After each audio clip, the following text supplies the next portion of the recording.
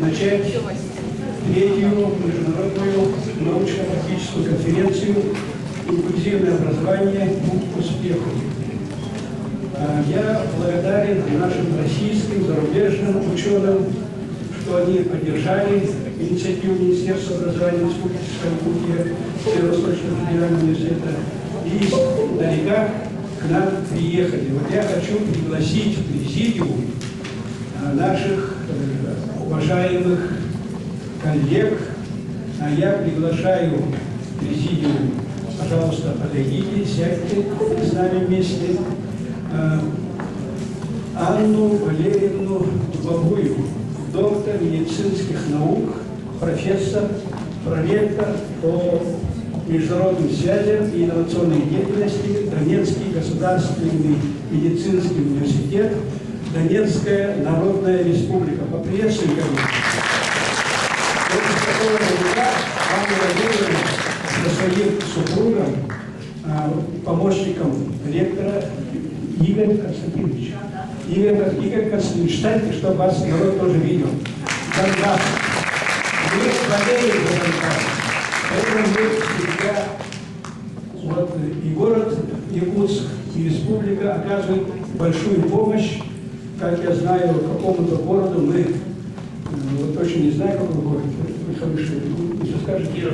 Кировский, да, вот мы должны помочь в создании инфраструктуры социальной. Республика Саха-Якутия. Но это все субъекты России помогают Донбассу. И наша республика, наш Тархан тоже помогает. И мы с вами помогаем, и город помогает. Я знаю, что заместитель мэра Наталья Романовна,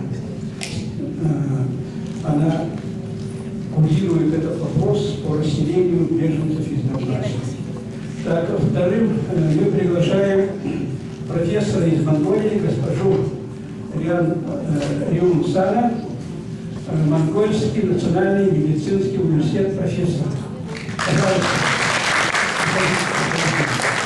И, конечно, наша Беларусь, с которой мы всегда дружим, Оксана Сергеевна Попова, доктор педагогических наук, профессор Института профессионального образования. Оксана Сергеевна, пожалуйста, к нам. Давайте, коллеги, время у нас очень сжато, вы с программой все ознакомлены.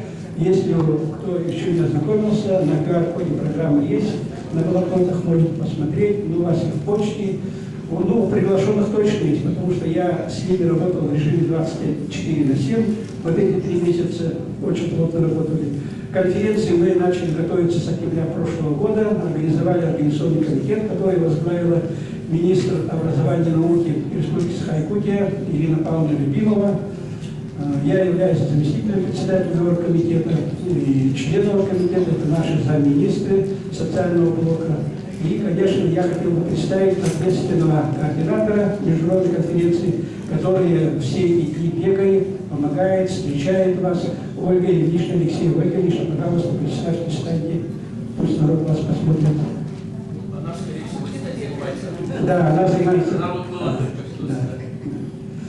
Ольга Ильинична. Так, слово предоставляется для приветствия президенту Северо-Восточного федерального университета, доктору педагогических наук, академику, члену Российской академии образования Евгении Исаевне Михайловой. Она будет выступать на трибуне.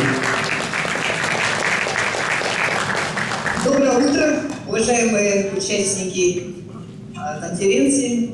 Я очень рада приветствовать вас всех от нашего университета. Ну и, конечно же, поблагодарить от имени большой такой родительской организации, которая называется «Бегаляй». Другие. Там 25 тысяч родительниц, которые, конечно же, имеют детей разных склонностей, разных способностей, различных интересов, потребностей, но при этом, конечно же, все жаждущие учиться и получить профессию.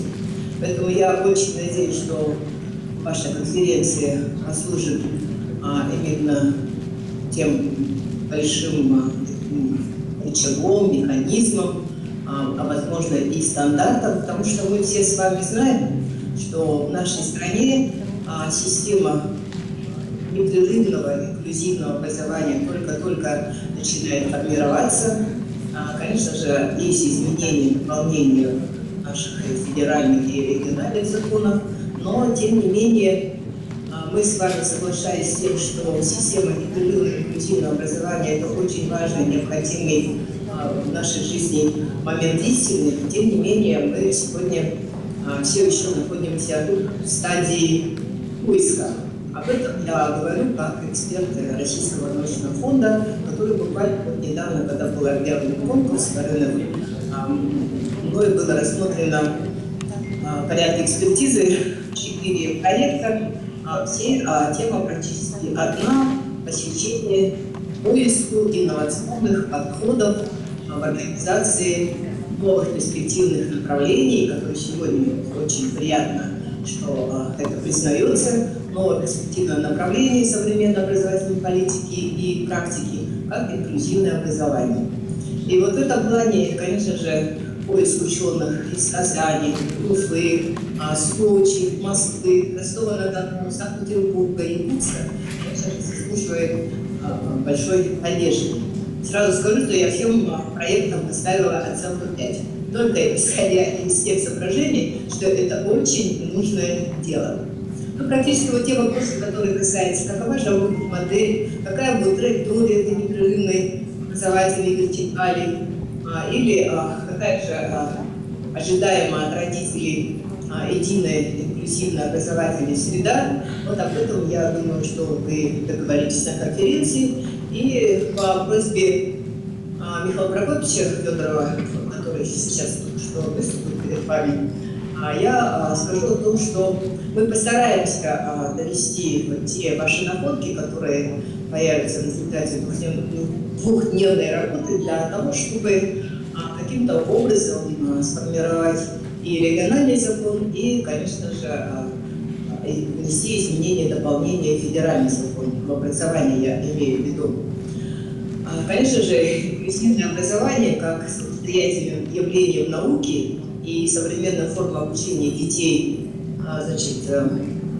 детей с особыми образовательными потребностями, как об этом всегда правильно подчеркивает Пантелеймон Романович Егоров и коллеги, и мы со своей стороны, конечно же, добавляем и с ограниченными возможностями здоровья.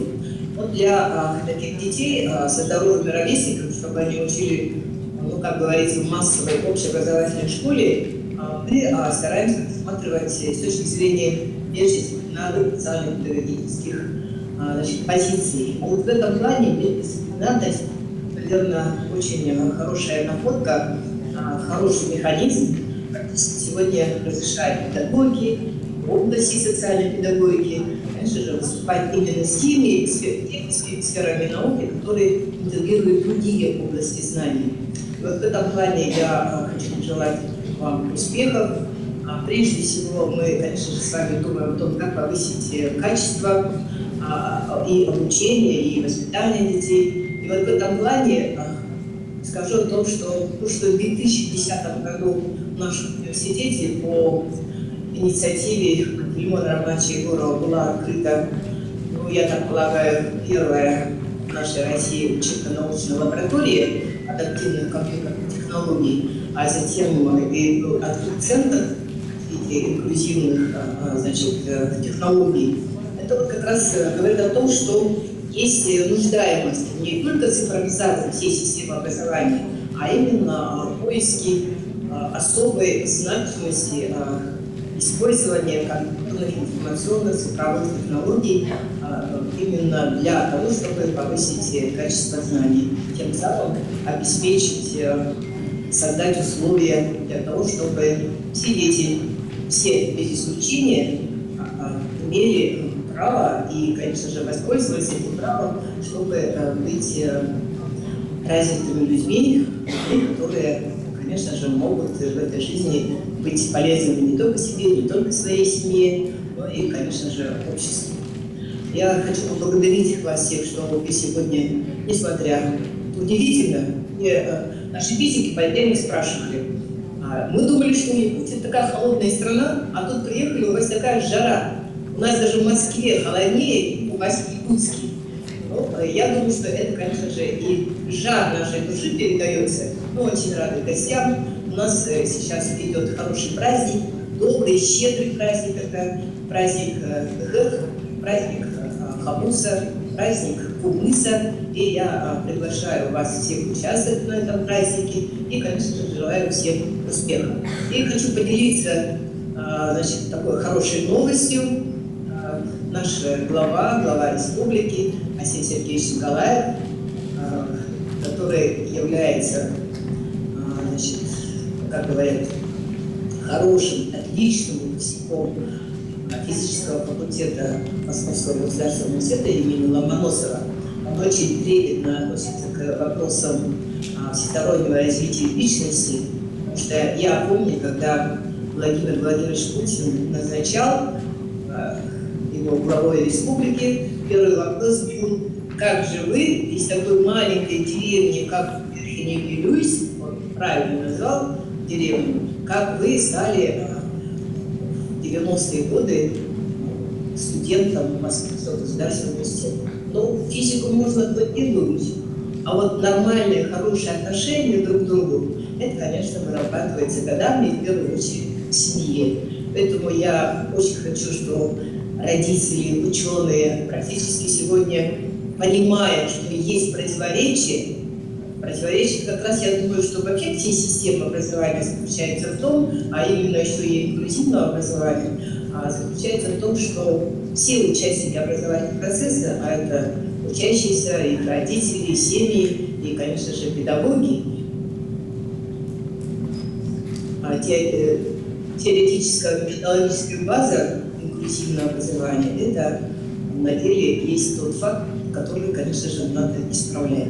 И это, я думаю, что будет исправлено вами, участниками. Я посмотрела вчера ночью, кто к нам приехал, кто будет участвовать. И, конечно же, я понимаю Михаила Прокопьевича, что действительно нам нужно выработать те предложения, которые могли бы улучшить нашу жизнь. И я об этом доложу нашему главе, и я очень сегодня радуюсь. Я хочу вам доложить приятную новость.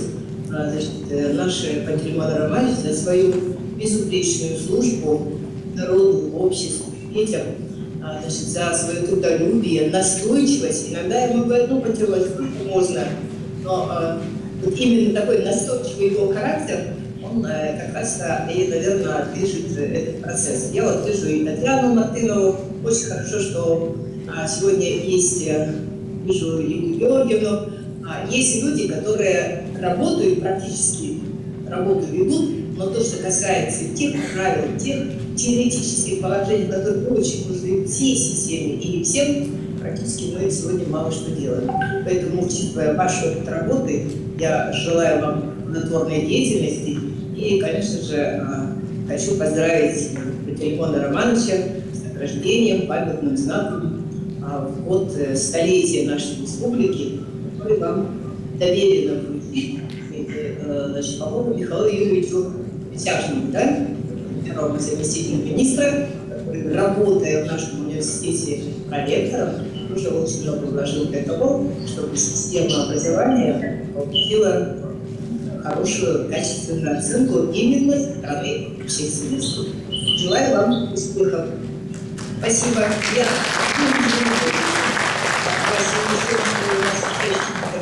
отдельная встреча. Ну и желательно, конечно, я там всех все отметила, хотела бы после обеда принять участие. Если это будет в режиме онлайн, то я думаю, что этим воспользуюсь. Потому что у меня тоже есть отдельные архивы, а о них Пантелеймон Романович знает.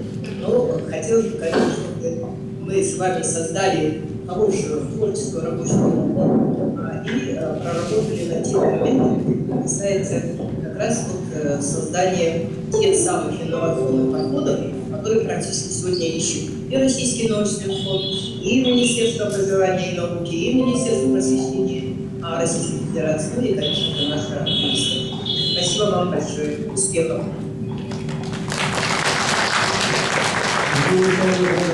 Спасибо. От имени великих детей с особыми образовательными потребностями Республики Саха-Якутия, от имени студентов Северо-Восточного федерального университета я хотел бы выразить огромную благодарность Евгении Исаевне. Именно благодаря поддержке развития инклюзивного образования в Северо-Восточном федеральном университете ректор университета Евгения Исаевны Михайловой в университете созданы условия, по которым любой школьник из любого далекого села нашей необъятной Якутии может поступить на любую специальность согласно НИПРА и получить качественное образование. Большое спасибо, Евгения Исаевна. Я Добрый день. Добрый день, уважаемые коллеги. Ну, действительно, нас сегодня объединяет и наши дети, прежде всего, дети с особыми образовательными потребностями, которые с нашей помощью должны получить все то, что получают сверстники. И должны, в общем-то, не ощущать, если есть какие-то у них ограничения. Мы с вами призваны это сделать, и нас действительно очень много. Нас сегодня объединяют наши дети, нас сегодня объединяют наши эксперты, объединяет нас Эмилия Ивановна Ленгар, да, легендарный сурдопедагог здесь в рамках конференции. Объединяет, поприветствует, пожалуйста. Нас здесь объединяет в рамках конференции тоже не менее легендарный Пантелеймон Романович Егоров, тоже поприветствует. Ну и, конечно, вот, мы, действительно, Министерство образования и науки Республики очень много, все наши учреждения, подведомственные учреждения, те, которые с нами взаимодействуют, мы постарались, чтобы и гости приехали, чувствовали себя здесь уверенно, хорошо, комфортно, смогли участвовать во всех наших активностях, как теперь выражаются, да, с современным языком, которые вчера начались с мастер-классов. Ну и не мы одни, не только Министерство образования и науки Республики Саха-Якутия, в целом правительство нашей республики очень комфортно себя в этом плане чувствует, потому что мы все-таки выделяем ресурсы, мы планируем новые программы. И я бы хотел сегодня предоставить слово министру труда и социального развития нашей республики, члену правительства Елене Александровне Волковой. Поприветствуем, пожалуйста. Добрый день, уважаемый Михаил Юрьевич, уважаемый Пантелеймон Романович, уважаемые коллеги, дорогие гости. Рада приветствовать сегодня вас на международной научно-практической конференции «Инклюзивное образование». И когда коллеги пригласили поприветствовать наших гостей, участников, всех тех, кто задействован в системе инклюзивного образования, конечно, мы согласились. Почему? Потому что это наша общая, собственно говоря, задача социальной адаптации, социальной реализации наших детей с ограниченными возможностями здоровья. И мы в этом смысле, я сейчас, конечно, не буду останавливаться на актуальности этой проблемы, это всем нашему профессиональному сообществу понятно. Буквально, Михаил Юрьевич, несколько слов о нашем с вами взаимодействии, чтобы коллеги тоже услышали, на какой стадии мы сейчас находимся, значит, именно в нашем таком социальном партнерстве, для того, чтобы дети были действительно социально адаптированы и в будущем могли найти свое место под этим солнцем, могли реализовать свой потенциал и быть полезным себе и своей семье. Мы с Министерством образования в настоящее время прорабатываем вопрос, уважаемые коллеги, значит, следующий. Дело в том, что в системе Министерства труда есть техникум, вы наверняка об этом хорошо знаете, комплексная медико-социальная профессиональная реабилитация для молодых инвалидов. И буквально в этом году мы подписали соглашение с мультицентром Ленобласти, который реализует пилотные программы, именно учебные программы, специализированные для молодых инвалидов, значит, собственно, которые позволяют, мы это посмотрели на практике, позволяют максимально трудоустраивать наших ребят, особенно с ментальными нарушениями. И изучив вот этот опыт, именно особенности построения таких программ и особенности их, значит, реализации, мы решили, что будут внедрять внедрять такие учебные программы у себя в техникуме. И предложили Михаилу Юрьевичу также сегодня поучаствовать и, соответственно, привлечь также среднеспециальная профессиональная организация, значит, определить базовые площадки с тем, чтобы мы могли не только наш техникум всего на 110 мест, и понятно, что та потребность, которая сегодня реально существует, она не может быть закрыта одним специализированным учреждением. Поэтому, безусловно, мы смотрим, коллеги, на вас, на своих коллег в сфере образования и полагаем, что буквально вот в ближайшее время с Михаилом Юрьевичем мы проводим сейчас такую аналитическую часть, скажем, да, изучаем потребность с тем, чтобы понять, сколько нам нужно, да, значит, на какое количество необходимо рассчитывать. И, соответственно, будем определять базовые площадки, на которых также будут внедряться вот эти, значит, учебные программы. Я сейчас не буду, как скажем, углубляться, да, в эту технологию. Я думаю, что, коллеги, кто из вас будет заинтересован, с Михаилом Юрьевичем наверняка, значит, вы проговорите, и мы как раз-таки ожидаем от министерства, значит, тех предложений, на базе каких учреждений мы сможем их внедрять.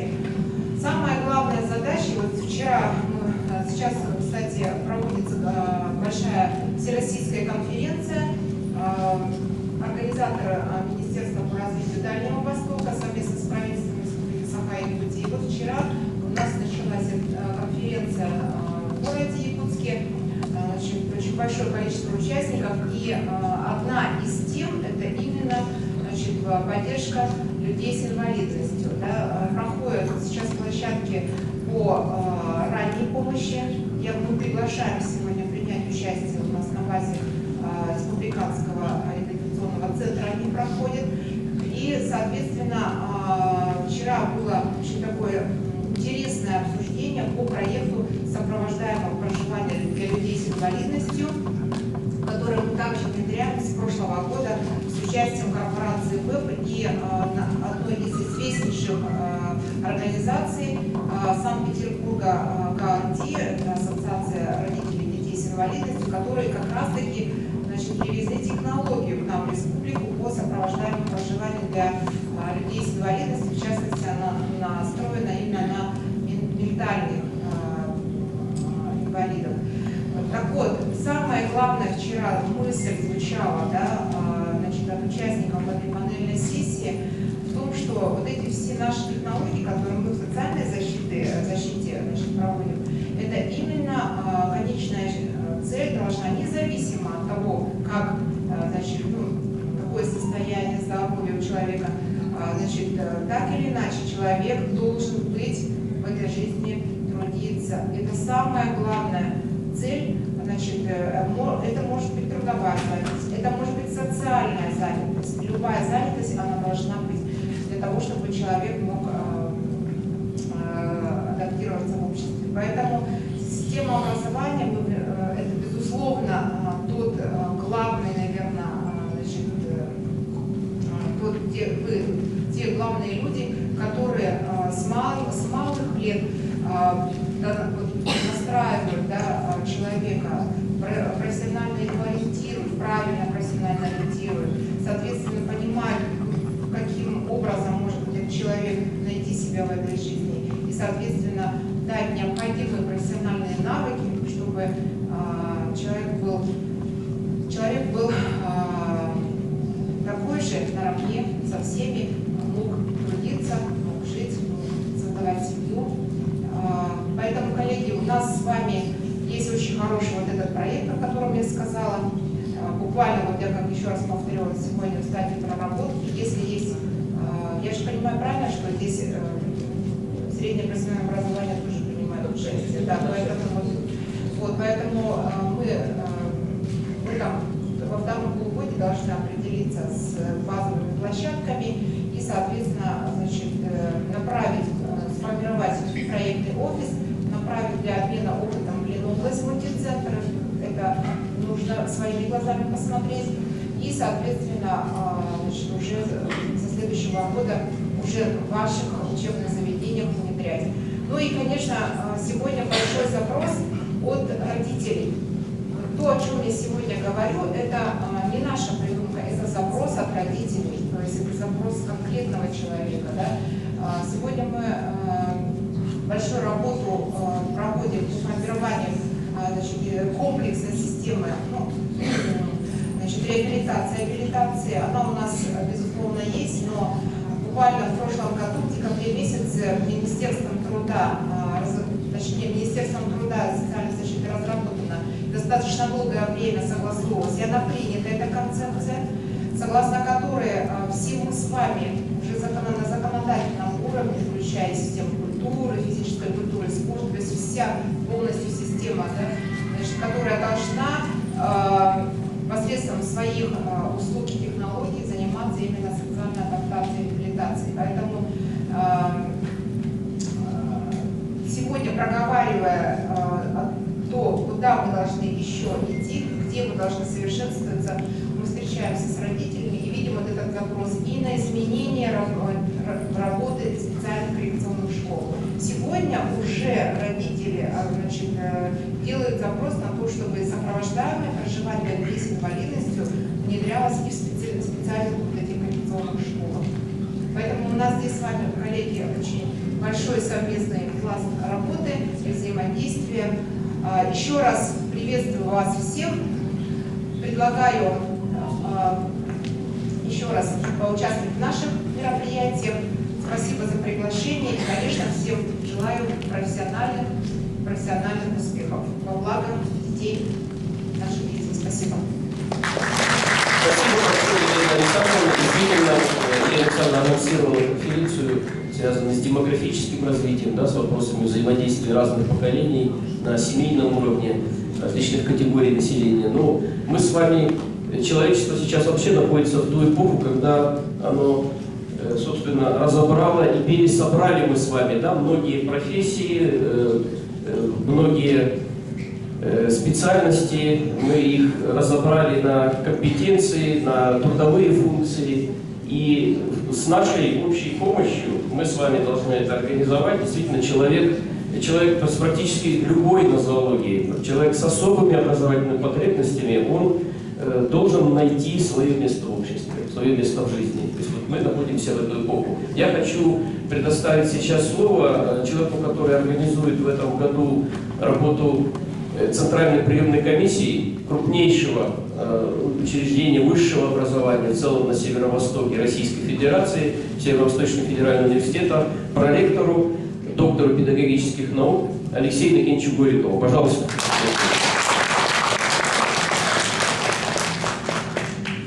Дорогие друзья, всем доброго дня. Я рад приветствовать с началом работы третьей международной научно-практической конференции «Инклюзивное образование. Путь к успеху». И за последние 10 лет у нас российские вузы уделяют особое внимание развитию инклюзивного образования. Это касается не только инфраструктуры, да, это касается и материально-технической базы, методических пособий и особенностей кадров. Северо-Восточный федеральный университет имеет кадры в педагогическом институте, там кафедра специально-дефектологического образования, здесь, по-моему, она в полном составе, да, вот во главе Ирина Александровна Юдина, да, это заведующая кафедрой. Также в Институте физической культуры и спорта, да, также и в медицинском институте. Я тоже здесь вижу своих коллег. И самое уникальное, что есть в Северо-Восточном федеральном университете, это Северо-Восточный научно-инновационный центр развития инклюзивного образования, которым руководит наш уважаемый Пантелеймон Романович Егоров, модератор данной конференции. Этот центр оснащен современным оборудованием, да? В ней работает такая вот очень уникальная, скажем, научная лаборатория именно адаптивных компьютерных технологий. Ну, Пантелеймон Романович об этом, наверное, сам расскажет. Что касается нашего университета, в нашем университете в среднем обучается, ежегодно обучается около 19 тысяч студентов. На данный момент у нас 155 студентов, которые с особыми образовательными потребностями. Из них только 15, конечно, изъявили желание учиться по адаптированным программам. Это по 7-15 человек обучаются по адаптированным программам. Остальные, значит, все влились в коллективы, вот наши студенческие коллективы и обучаются. У нас работает специальная комиссия под руководством Михаила Прокопьевича Федорова, заместителя ректора по кадровой политике, да, и ежегодно мы рассматриваем не только бытовые какие-то моменты и так далее, но и обучение, также и трудоустройство. Наши студенты участвуют во всех мероприятиях, и последние, вот, начиная вот, по-моему, с 18-го года, Михаил Юрьевич, я не ошибусь, Обилимпикс, да, вот, есть по WorldSkills такой конкурс. У нас есть 16 победителей региональных и вот, финальных. Вот, в финале у нас 2 серебра есть, да, вот 16 таких победителей. То есть это показывает, что наши студенты активные, ничего не боятся, все трудоустраиваются, хорошо обучаются. Да. Я желаю всем успешной, плодотворной работы на благо развития нашей республики и нашей страны. Спасибо.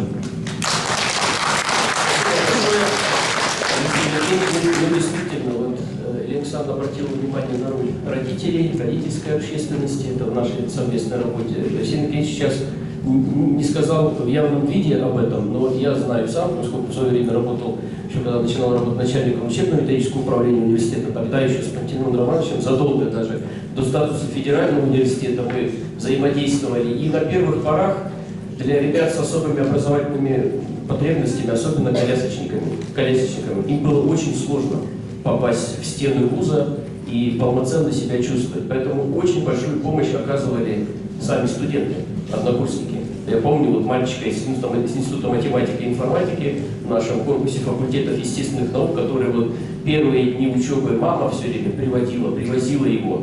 Ну и потом уже до самого окончания однокурсники он стал частью их, неотъемлемой частью, и они везде с ним были, сопровождали на всех этапах студенчества. И мы этому тоже будем с вами сегодня учиться, делиться опытом и учиться, потому что это тоже тот навык социальных активностей, который очень необходим. Поэтому я сейчас бы хотел предоставить уже слово для приветствия представителю самой гуманной профессии, да, как мы с вами человечество признает, это профессии медика, врача, заместителю министра здравоохранения Республики Саха-Якутия Любовь Степановне Курнашовой, тоже наша коллега.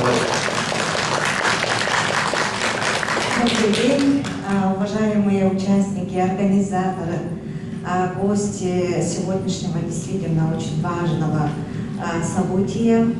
Наша система здравоохранения очень активно принимает участие в образовательном процессе, да, практически во всех наших больницах проходят обучающие программы как дошкольного, так и школьного, но среди них основными базами, конечно же, являются такие учреждения, как Республиканская больница номер 1, это Национальный центр медицины, также, значит, детское отделение, туберкулезное отделение научно-практического центра «Фтизиатрия». И самое крупное учреждение, ну, в отношении именно образования, это у нас Республиканский детский туберкулезный санаторий, где дети, значит, получают лечение минимум от 6 месяцев, поэтому они практически там получают полный учебный год. Я хочу сказать, что буквально вот вчера с Ольгой Валерьевной обсуждали еще несколько проектов, которые мы будем реализовывать, я очень надеюсь реализовывать совместно с нашими коллегами с Министерством образования. В общем-то, наша система здравоохранения дает возможность соблюдать интересы и законные права не только детей с ограниченными возможностями, да, но и всех детей, которые получают лечение, долгое лечение в стенах наших больниц. Поэтому, коллеги, сегодня я желаю вам плодотворной работы. У нас эти вот сегодняшние итоги работы конференции, да, рекомендации, предложения конференции, очень надеемся, что найдут применение в нашей практической деятельности. Всем вам и вашим близким крепчайшего здоровья, успехов, удачи и благополучия во всем.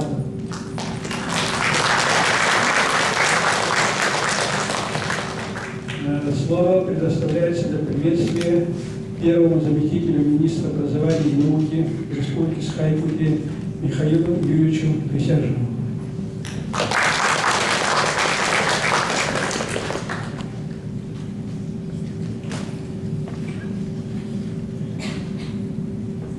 Добрый день еще раз, коллеги. Ну, действительно, система работы... И так слышно.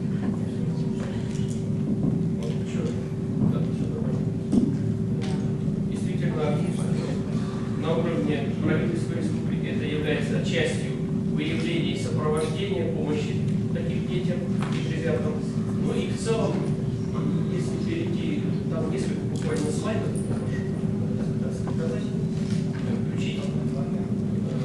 В республике, как и в большинстве регионов страны, одновременно реализуются у нас две модели обучения детей с особыми образовательными потребностями.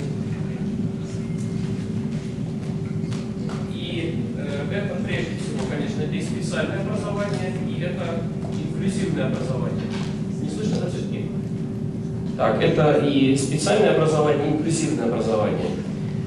Если говорить в части специального образования, то да, это у нас коллеги, которые в 22 образовательных организациях работают, осуществляющих образовательную деятельность по адаптированным основным общеобразовательным программам. Сейчас на слайде вы это увидите. Это у нас и наши 4 государственных учреждения, казенных, это 18 муниципальных общеобразовательных учреждений. Всего в них обучается 2544 ребенка, из которых практически 65% это дети с тяжелыми нарушениями здоровья. Следующий слайд. Так как вот на сегодняшней научно-практической конференции предметом разговора в основном это является развитие системного инклюзивного образования, поэтому здесь несколько слайдов, очень коротких, все-таки в рамках такой, да, вводной части, дальше доклады будут основные по данному вопросу. На текущем учебном году, на начало текущего 21-22 учебного года, количество обучающихся с особыми образовательными потребностями и обучающихся с инвалидностью в 637 общеобразовательных школах, то есть практически во всех школах республики, там их у нас где-то сейчас, по-моему, 645, сейчас, по-моему, по последним данным, вот из них практически во всех по группам различным нозологическим у нас обучается 9000 человек. Вообще за последние несколько лет у нас очень была большая динамика в целом по детскому населению. Обучающихся совсем недавно, лет 5 назад мы говорили 142 тысячи, сейчас уже 150, в силу как раз демографических хороших факторов. Вот. И на слайде вы видите это распределение. Здесь превалирующее число, практически половину от вот этих детей, обучающихся, составляют ребята с задержкой психического развития. Кроме того, на уровне профессионального образования, о котором Елена Александровна упоминала, в 42 профессиональных образовательных организациях у нас, в общем-то, созданы, да, условия, есть адаптированные образовательные программы, и обучается на самом деле не так много студентов с инвалидностью, всего это составляет 317 человек из почти 25 тысяч обучающихся. Ну и также есть небольшое число лиц с ограниченными возможностями здоровья, которые также осваивают программы среднего профессионального образования. Их 26 человек. Но если говорить о тех специальностях и профессиях и тех учреждениях, в которых созданы условия, то да, созданы условия, разработаны образовательные программы. У нас есть 3 базовых профессиональных образовательных организации разного профиля, которые методическую роль выполняют в целом для системы среднего профессионального образования. И вокруг них строится наша работа. Так, следующий, пожалуйста. Да, и можно сразу следующее. В целях развития инклюзивного образования в республике действуют нормативно-правовые акты, представленные здесь на слайде. Они достаточно новые, свежие. Хотя вот Евгений Савинов, президент Северо-Восточного федерального университета, сказал, что действительно и даже в рамках вот двухдневного нашего общения вчера и сегодня, наверное, какие-то еще инициативы появятся, которые потребуют вмешательства на региональном уровне, в том числе депутатского корпуса. Но я бы отметил среди тех документов, которые здесь отражены, это, конечно, и постановление правительства, это государственная программа, которую вот мы реализуем, социальная поддержка граждан Республики Саха-Якутия. Это и, конечно, наша основная программа Министерства образования и науки, развития образования Республики Саха-Якутия. Ну и координационный совет у нас работает по инклюзивному образованию в республике. Ну и вот приняты в работу, разработаны вместе с сообществом концепция развития образования детей с ограниченными возможностями здоровья и детей с инвалидностью до 2024 года. Ну и, наверное, вот в рамках данной встречи нашей можно посмотреть какие-то промежуточные результаты, можно провести корректировки. Это еще есть такая возможность. Ну и, конечно же, вот уже анонсированная, принятая, разработанная концепция развития инклюзивного образования в Республике Саха-Якутия. Здесь, конечно, мы понимаем, на следующий момент, можно следующий слайд отметить, что, конечно, качество инклюзивного образования, то есть не одними концепциями формируется инклюзивное образование, качество прежде всего формируется, зависит от наличия высококвалифицированных узких специалистов. По многим направлениям, к сожалению, вот специалисты, которые были ранее подготовлены, они сейчас в годах, в серьезном возрасте, смена полноценная не приходит, либо не закрепляется в наших учреждениях. И вот в настоящее время, по данным статнаблюдения, укомплектованность образовательных организаций по специалистам вот представлена таким образом, как здесь это отображено. При этом, подчеркиваю, здесь у нас как раз руководители специальных школ присутствуют, педагоги узкой специализации у нас в основном работают в специальных коррекционных школах. А вот основная масса общеобразовательных школ, и, соответственно, детей и семей, которые в этом нуждаются, они не охвачены, значит, работой с этими узкими специалистами, ну, без которых, наверное, нельзя очень правильно вовремя значит, спланировать развитие, скорректировать развитие ребенка. Но данная проблема у нас решается прежде всего через тесное взаимодействие с Северо-Восточным федеральным университетом, не только Центр Пантелеймона Романовича Егорова, но прежде всего это, конечно, подготовка в педагогическом институте СЛФУ, это педагогические колледжи республики, которые у нас находятся в 3 точках образовательных республики и взаимодействуют с большинством, ну, тесно территориями. Ну и также через профессиональную переподготовку в организациях дополнительного профобразования. Здесь главным инструментом по-прежнему остается это курсы переподготовки по таким программам, как клиническая психология, оригофренопедагогика и логопедия. В части методического сопровождения, метод сопровождения инклюзивного образования осуществляется республиканским центром психолого-медико-социального сопровождения, где имеется ресурсный центр комплексного психолого-педагогического сопровождения инклюзивного образования. Но здесь часто приходится работать в пожарном порядке, потому что обращаются и дети, и родители. Вчера, например, у нас в министерство проходила мама, как раз нуждающаяся ребенка с особыми образовательными потребностями, которая желает получить соответствующее заключение, которое позволит ребенку дальше уже поступить и получать профессиональное образование. Здесь есть некая очередность, и иногда, ну, естественно, в силу территории, размеров территории республики, здесь есть сложности в своевременности оказания такой помощи. В целях дальше, да, можно. В целях обеспечения доступности образовательных организаций у нас Якутия участвовала в реализации федеральной программы Российской Федерации «Доступная среда». За 7 лет мы оснастили 153 образовательные организации из федерального бюджета Ну и, конечно, из средств государственного бюджета у нас остальные образовательные организации проводили соответствующее обеспечение. Еще одним результатом поддержки инклюзивного образования у нас является это отдельные нормативы фонда оплаты труда, педагогических, учебно-вспомогательных и иных работников, части на обучающихся для общеобразовательных организаций с классами, для обучающихся с особыми образовательными потребностями по нозологии. Без этого очень сложно тоже нам было бы практически реализовывать наши с вами задачи. Ну и сохраняется целый ряд проблем, которые на слайде обозначены.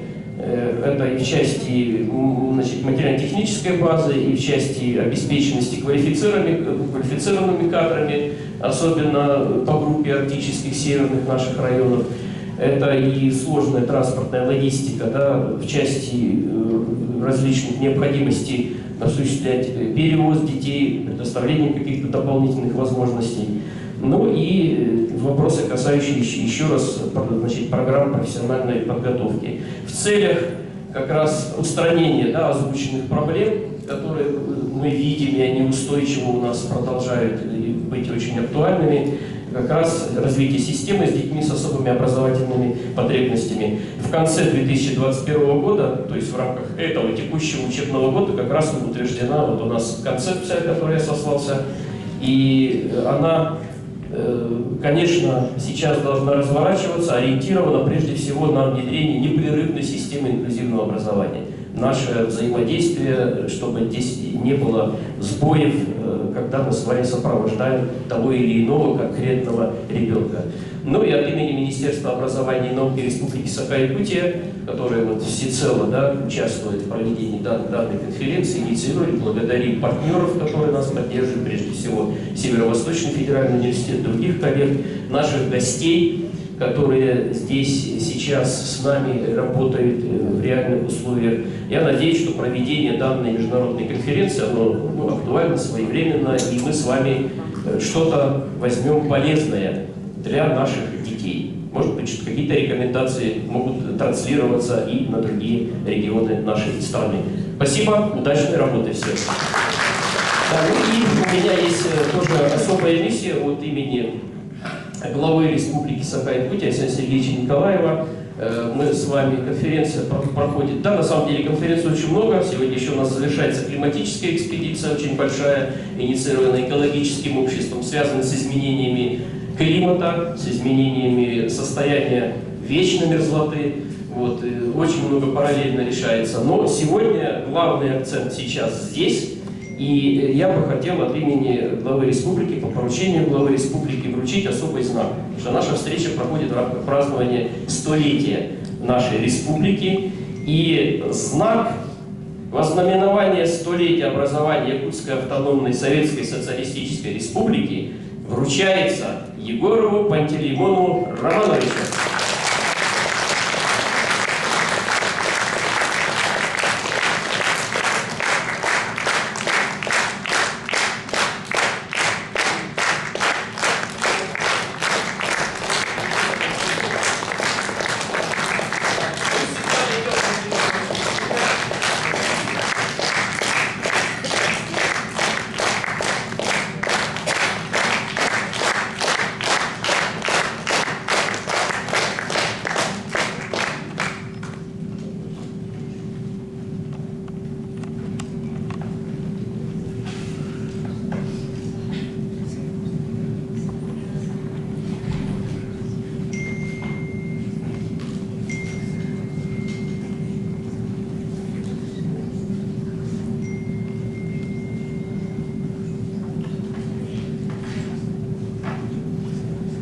Итак, коллеги, официальная часть у нас подошла к концу.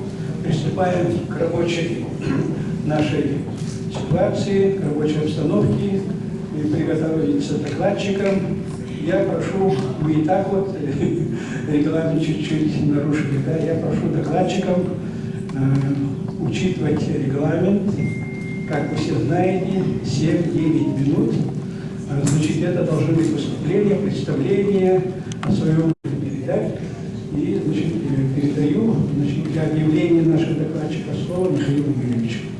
Спасибо большое. Итак, коллеги, первым я прошу выступить Анну Валерьевну Дубовую, доктора медицинских наук, проректора Донецкого национального медицинского университета имени Горького. Пожалуйста, вам слово.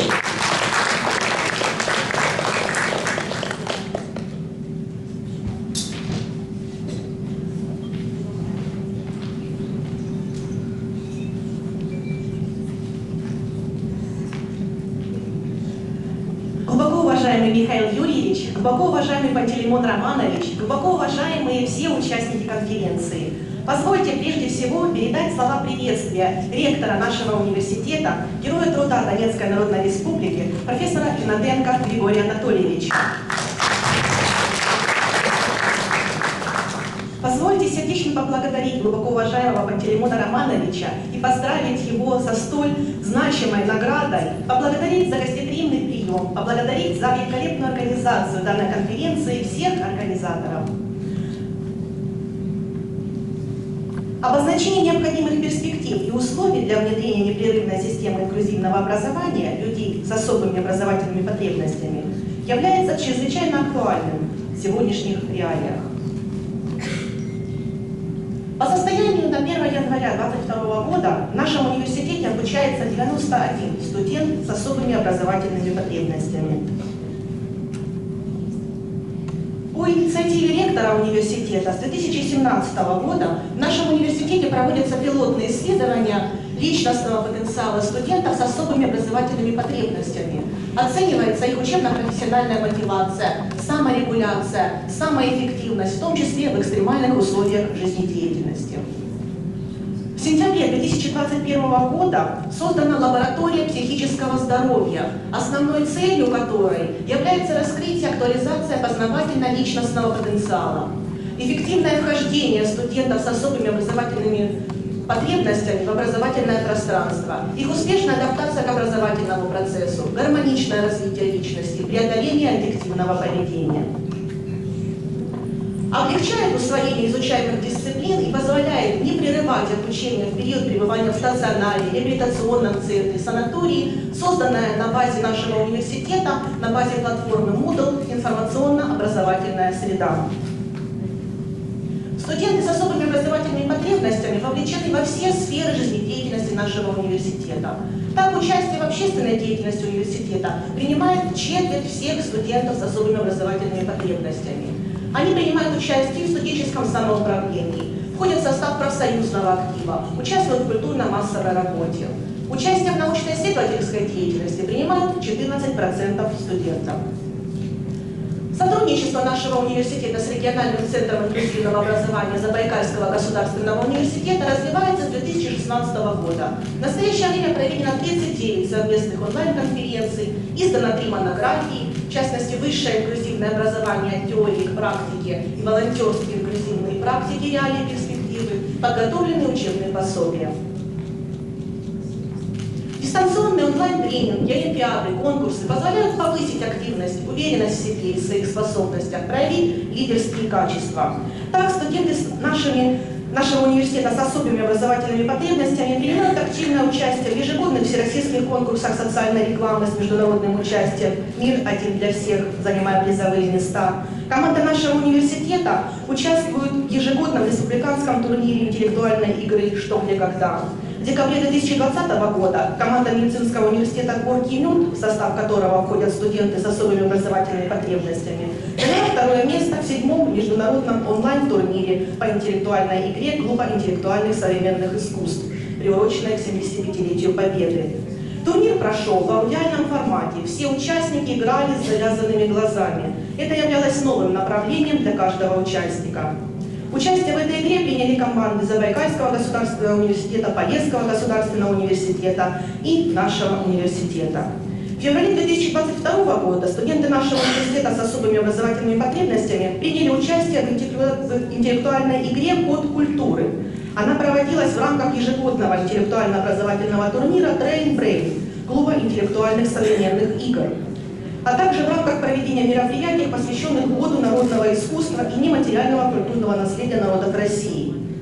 В упорной интеллектуальной борьбе команда нашего университета заняла 2-е место. В нашем университете создан волонтерский клуб «Чистых сердец». Создан он по инициативе студентов еще в 2014 году. Одним из перспективных направлений деятельности этого клуба является внедрение в практическую деятельность именно инклюзивных волонтеров по принципу «равный равному».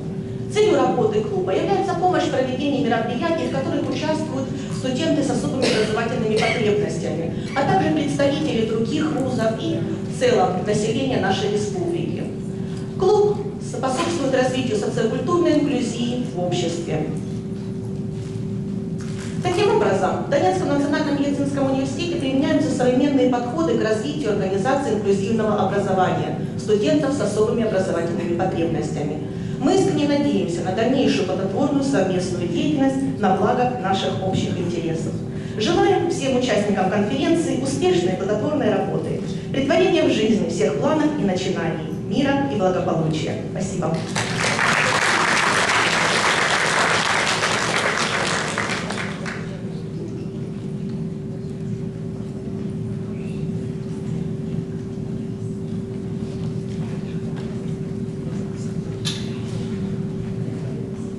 Да, спасибо большое, спасибо. Да, ну и общение, вопросы, да, в рамках секции, в рамках встреч, такой формат предложен.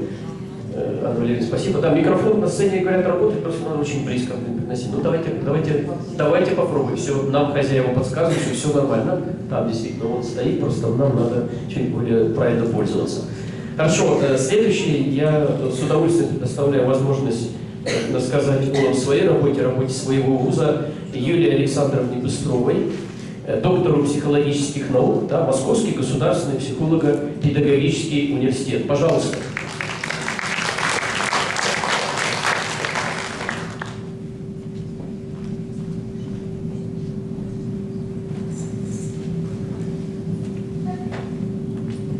Добрый день, уважаемые коллеги.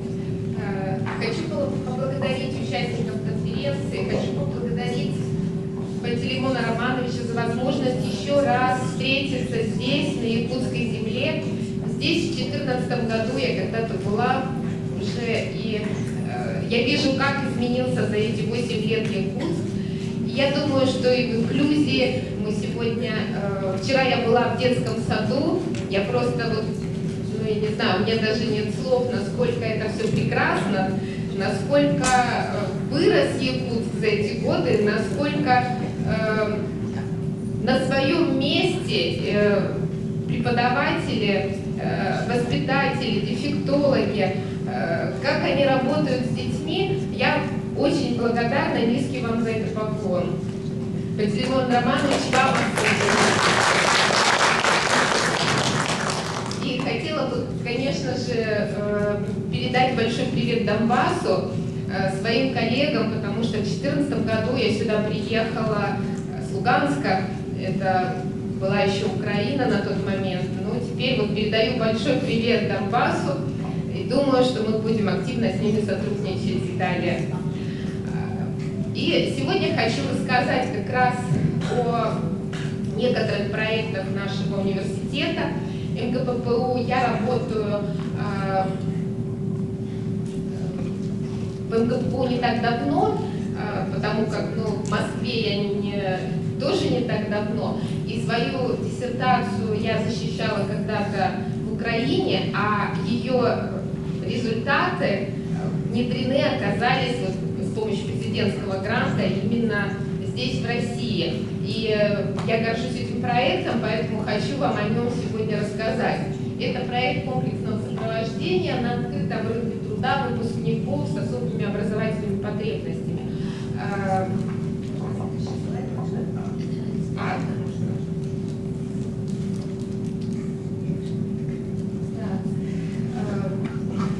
Проект представляет собой такой бесшовный переход от детского сада, как говорится, через школу, СПО и во взрослую жизнь. Ребят, в частности, в нашем проекте, это ребята с тяжелыми проблемами зрения.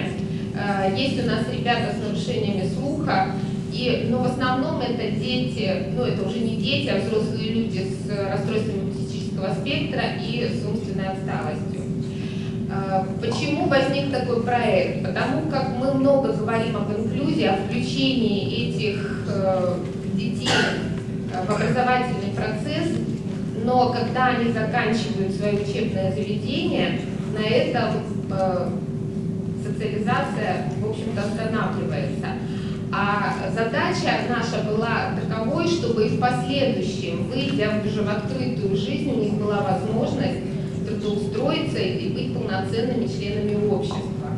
А прежде всего найти работу, и чтобы эта работа для них стала стабильной, и возможность работать устойчивой, возможность не теряющейся. Поэтому основными аспектами этой социализации мы назвали три такие аспекта. Это освоение ведущей деятельности на каждом этапе развития, начиная от детского сада, от игровой деятельности, то деятельность учебная и профессиональная. И, естественно, выработка профессиональных компетенций и, прежде всего, социальных компетенций, которые бы позволили легко взаимодействовать в группе, в социуме. И вот над этими компетенциями, вот я, кстати, очень рада, что попала вчера в детский сад, уже в детском саду я нашим воспитателям вчера рассказывала, чего не хватает мне, как человеку, работающему со взрослыми людьми, с особыми образовательными потребностями. Какие именно социальные компетенции, какие навыки взаимодействия нужно сформировать у этих ребят еще на этапе детского сада, а потом школы, для того, чтобы он мог эти навыки перенести во взрослую жизнь, легко интегрироваться в социум. И последнее, это, конечно, профессиональная социализация. И в профессиональной социализации у нас создано вот такое предприятие, я сейчас немножко о нем расскажу, создано на основе нашей разработанной технологии, научно-практической технологии, опробированной уже на собственном опыте, технологии сопровождаемого трудоустройства ребят с интеллектуальными нарушениями расы и тяжелыми нарушениями зрения и слуха. Сейчас, на данный момент, у нас в этом социальном предприятии, оно социальное, но в то же время коммерческое, ребята там зарабатывают, особая сборка. Если вы его забьете в интернете, то оно там должно на первых страницах появиться. На сегодняшний день у нас, если год назад у нас было 20 человек, сейчас у нас 123 человека работает на нашем предприятии, и в сопровождаемом трудоустройстве на открытом рынке труда города Москвы трудоустроено еще 30 человек. То есть мы были созданы в 2019 году, но активно начали работать с 2020 года. У нас сейчас на сегодняшний момент есть 3 цеха уже, тут написано 2 цеха, на сегодняшний момент это уже 3 цеха на 900 квадратных метров, в котором работают ребята. Это, я уже говорила, что это люди с особыми образовательными потребностями, и занимаются они упаковкой, фасовкой, сортировкой и сбором товаров. В чем же наша инклюзивность? Ну, во-первых, инклюзивность в том, что работают они в этих цехах вместе с простыми сотрудниками. Но и кроме того, инклюзивность состоит в том, что основная задача — это не просто устроить их на работу здесь, в нашем предприятии, но и на научной основе, собственно говоря, в практической деятельности подготовить их к трудоустройству на открытом рынке. То есть все, кто к нам приходит, проходят первичную диагностику, и после этого мы их делим, скажем так, на 3 группы. Это люди, которые останутся в нашем предприятии работать и будут получать небольшие зарплаты, к сожалению, потому что этот труд малооплачиваемый, но на датированных таких ставках. Это так называемая социальная занятость. Потому как это люди с умеренной, допустим, степенью умственной отсталостью, которые не могут выйти на открытый рынок труда, но и родителям, и им самим очень значимо быть в обществе, приносить пользу, зарабатывать собственные деньги. Это вторая категория, это те, кто у нас работает уже полноценно, научившись, они работают на наших предприятиях. И третья группа, ну, то есть эти группы, они условные, то есть они переходят с группы в группу. Третья группа – это такое трудовое обучение, где мы их обучаем профессиям. Наши менеджеры находят возможные варианты трудоустройства. Я лично даже вот как психолог выезжаю на эти предприятия, смотрю трудовой процесс, там, могу день, например, отработать в Ашане, чтобы посмотреть, что там может сделать мой подопечный. Так? Вот, то есть главное понять технологию работы и распределить ее по возможностям в сравнении с психическими функциями данного сотрудника. Мы заключаем с ними договора и сопровождаем их на вот это такое сопровождаемое трудоустройство, сопровождаем их в течение года. Приходим, проверяем, наш тьютор с ними работает. Если что-то не получается, дополнительно обучаем. И таким образом наши ребята вот работают, то есть у них есть перспектива, и для родителей это очень важно. Потому что когда ребенок в школе или в детском саду, часто родители этой перспективы не видят в будущем для своих детей. А когда вот есть такое предприятие, где они могут работать, да, и они понимают, что они могут работать наравне с обычными людьми, которые не имеют каких-то там особенностей здоровья, то это очень важно. Я не буду останавливаться на том, как мы их готовим, на самой технологии, да, какие модули. Это я все расскажу на секции, кому интересно, поэтому я пролистаю результаты обучения, которые мы получаем. Профессии. Скажу, каким профессиям мы их готовим. Работают ребята у нас не только сборщиками, в итоге мы их трудоустраиваем, они работают на кондитерских фабриках, они работают курьерами. Они работают у нас в частной миграционной службе на компьютере. Это легкие, это при нарушениях легкая умственная отсталость. Простейшим операциям мы обучаем, и они вполне легко работают. Они работают у нас на обзвоне, на теплых звонках, не на холодных. Работают на видеонаблюдении. И таких профессий очень много. Работают менеджерами зала, работают кассирами. То есть перспектив очень много различных. Почему я еще вам это рассказываю? Результаты тьюторского сопровождения мы большое внимание уделяем именно социальным навыкам взаимодействия, умение работать в команде, умение работать под руководством, обращаться за помощью, регулировать свою деятельность, да, регулировать свое поведение, видеть конечный результат, понимать всю технологию от начала до конца, вырабатывать полный алгоритм. И уникальность состоит в том, что обучаем мы их не на курсах, а вот в практической деятельности тьюторы наши этим занимаются. И сейчас мы свой проект, мы получили еще один президентский грант, уже теперь на масштабирование этого проекта в регионы России, и поэтому предлагаем вам к нам присоединяться. Если у вас есть, а я знаю, что, наверное, такая необходимость есть, вот вы сегодня говорили о сопровождаемом проживании, да? А вот такое есть еще сопровождаемое трудоустройство, и можем поделиться с вами своим опытом в данном случае.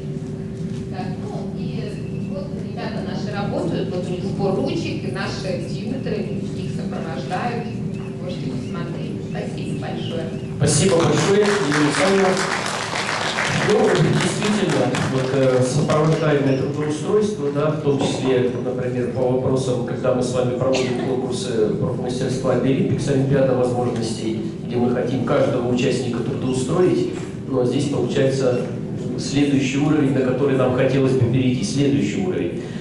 Итак, следующим выступающим у нас будет представитель Крымского федерального университета имени Вернадского. Как раз, да, Юлия Александровна говорила, что 8 лет Якутск изменился, у нас за 8 лет Республика Крым изменилась, тоже 8 лет. Это Наталья Владимировна Горбунова, доктор педагогических наук, директор гуманитарно-педагогической академии Крымского федерального университета. Пожалуйста, вам слово. Добрый день, уважаемые коллеги. Добрый день, уважаемый Пантелеймон Романович, еще раз. Спасибо огромное за приглашение. Хочу передать большой привет от другого федерального университета, который расположен на другой точке, наверное, самой южной точке нашей большой страны, от Крымского федерального университета. И хочу сказать, что действительно наш вуз имеет достаточно большой опыт работы в сфере инклюзивного образования.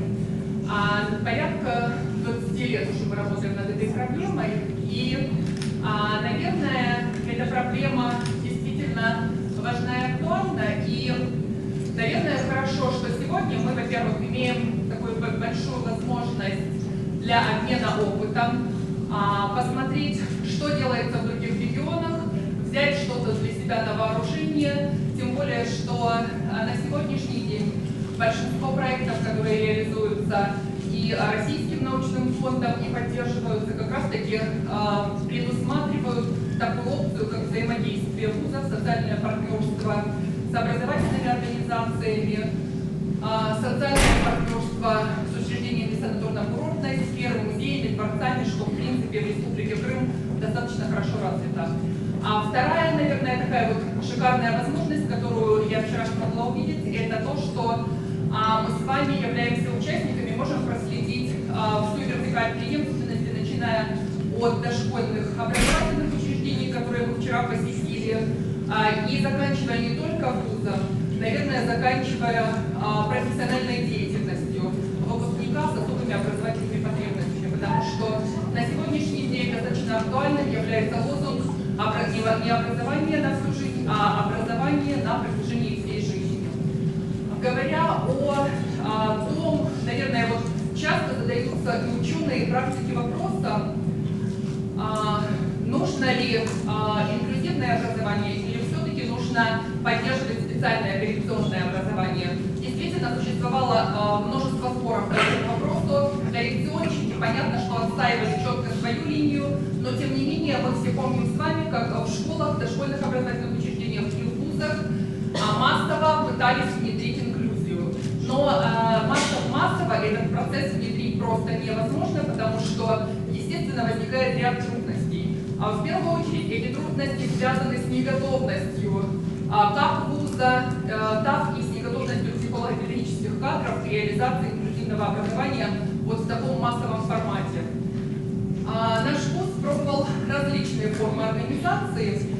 Изначально образование у нас было реализовано в формате специальных коррекционных таких вот групп, когда осуществлялся набор студентов по 6 направлениям подготовки, обучение проводилось, было организовано по триместрам, студенты приезжали в санатории, где получали или проходили или медикаментозные в том числе, и также получали образование в виде 3 сессий, вот триместрами было организовано. И вот действительно, когда мы наблюдали за тем, как организован сам образовательный процесс, то мы видели, что не все преподаватели высшей школы готовы к работе с такой категорией студентов. И в первую очередь не все были именно психологически готовы. Дальше мы, в принципе, двигались в направлении того вектора, который был намечен и утвержден государственной политикой, и мы двигались, естественно, в сторону инклюзии. Здесь что мы заметили? После того, как студенты с особыми образовательными потребностями у нас появились в обычных студенческих группах, то здесь можно было отметить как раз таки особое такое усердие этих студентов, можно даже сказать, наверное, такое слово употребить, как прилежание и желание как можно лучше освоить программу и стремление к высоким оценкам и стремление к знаниям и получению диплома. Потому что часто даже во время проведения государственной итоговой аттестации комиссии отмечали более такой вот высокий уровень подготовки таких студентов.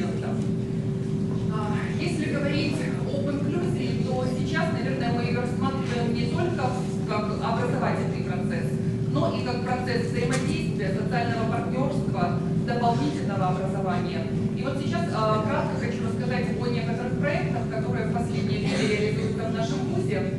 Поскольку я сюда приехала, наверное, с главным коррекционщиком Крыма со своей коллегой Юлией Валерьевной Богинской, она немножечко позже покажет то оборудование, которое есть в нашем вузе, и познакомится с тем, как оно применяется. Я немножечко остановлюсь тогда не на образовательном процессе, а на других видах деятельности, которые у нас организуются. Но так, например, несколько лет назад мы для себя в вузе придумали такой проект, который назывался «Образовательная коллаборация». Эта образовательная коллаборация включала 9 модулей. В ней принимали участие все студенты-первокурсники, в том числе и студенты с особыми образовательными потребностями. И здесь как раз-таки очень четко прослеживалось взаимодействие, такое партнерство, тьюторство, волонтерство со стороны студентов, у которых не было никаких нарушений здоровья. То есть здесь эти студенты старались во время участия в проекте помочь студентам с особыми потребностями. Среди этих 9 модулей были выделены следующие. Это культурологический, интеллектуальный, креативный, филологический или ораторский, экономический или маркетинговый, IT-модуль, правовой, лидерский и профессиональный. В течение одного учебного месяца реализовывался отдельный модуль.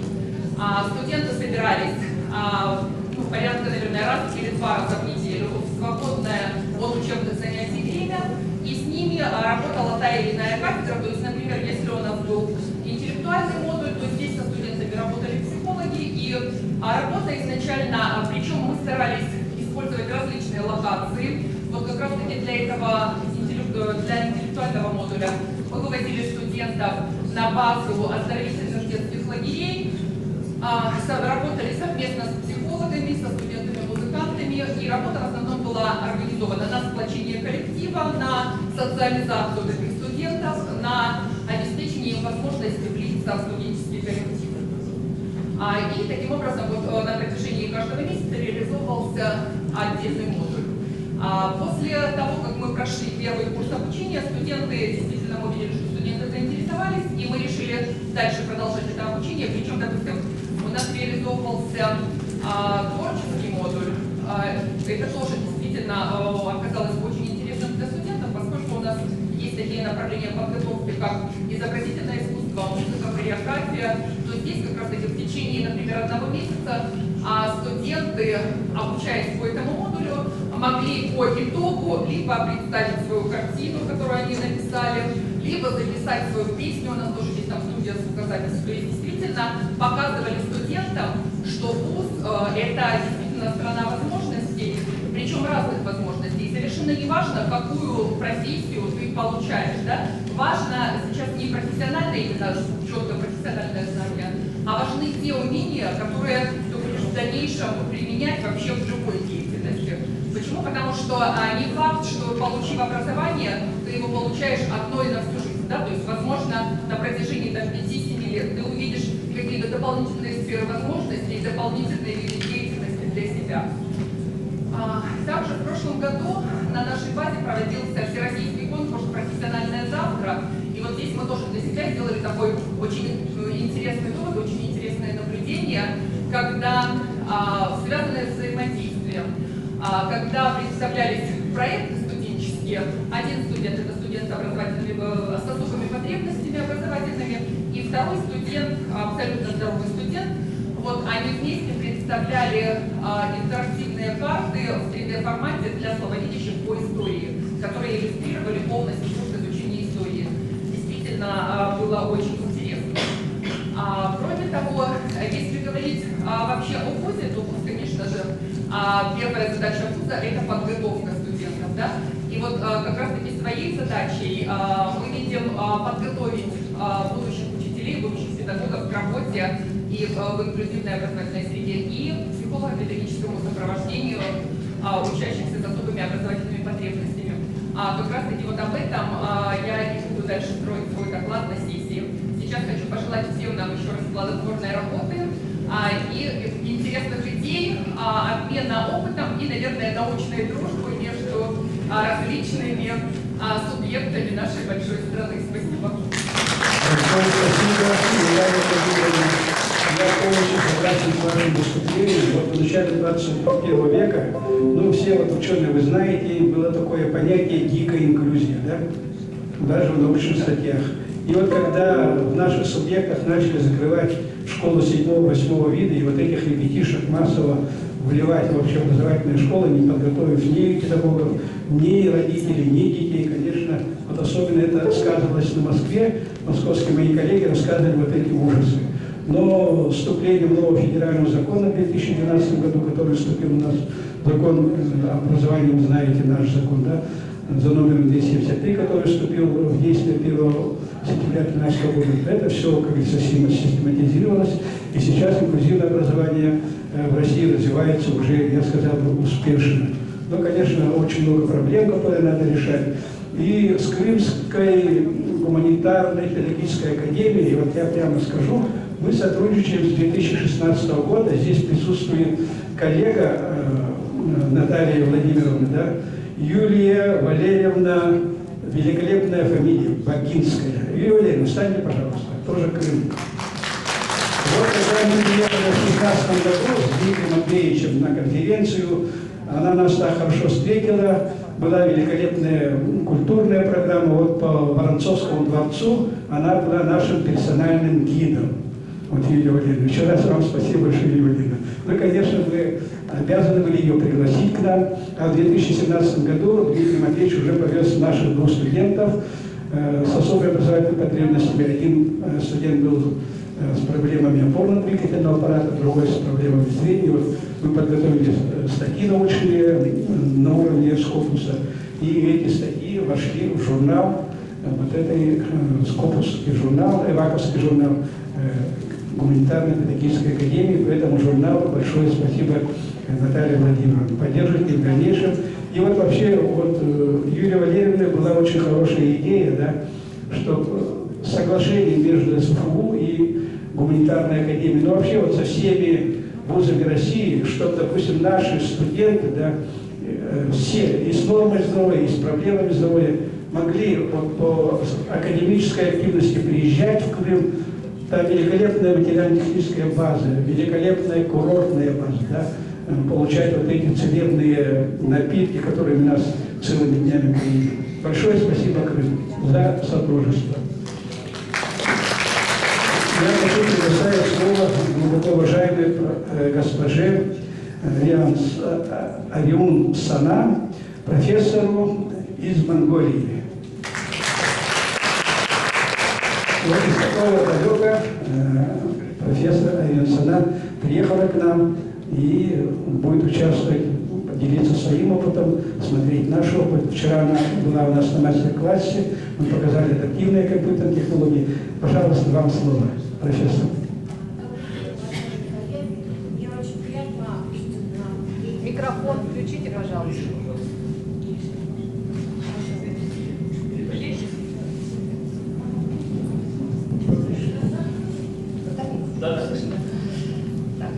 Добрый день, уважаемые коллеги. Мне очень приятно присутствовать на третьей международной научно-практической конференции «Инклюзивное образование. Путь к успеху». Значит, я профессор Бембай Весна Монгольского национального университета медицинских наук. Значит, почему я здесь оказалась? Потому что у нас в Монголии после 90-х годов насчет инклюзивного образования и все это немножечко стало по-другому. И медикам, и педагогам пришлось вот сейчас заниматься инклюзивным образованием. Потому что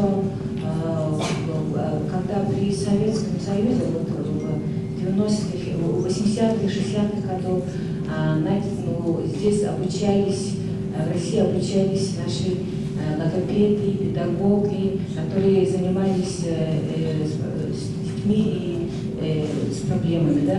И, в общем, после того, что у нас начали демократии, вот этот вопрос был заброшен.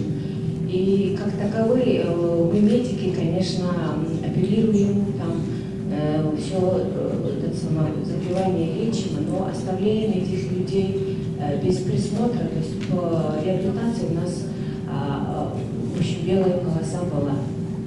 И мы начали только заниматься, вот, как и что, после того, как люди, которые после болезни, то считается нуждающиеся особое внимание, мы еще только вот начали об этом говорить. И в последнее время у нас в Монголии очень многие стали рождаться дети с проблемами, с аутизмом, и все проблемы, конечно, мы начали изучать, и как таковой, как в России делают, как в Корее делают, как в Японии делают. И, в общем, вот инклюзивное образование как таковое на личной уровне, я бы так сказала. Конечно, у нас по структуре есть реабилитационный центр для детей и особо нуждающихся детям тоже есть. 25-я школа есть. И все остальные, конечно, реабилитационные центры есть. Но как вы сейчас говорите, там инклюзивное образование, я вот в этом году была, то есть в прошлом году, в ноябре месяце у нас конференция была по инклюзивному образованию. Очень многие вступали в качестве, как вот с этими проблемами работаем, да, и педагоги были, и все это тоже из реабилитационных центров вступали. И сегодня я буду говорить насчет столкновения проблемы, как студент учится.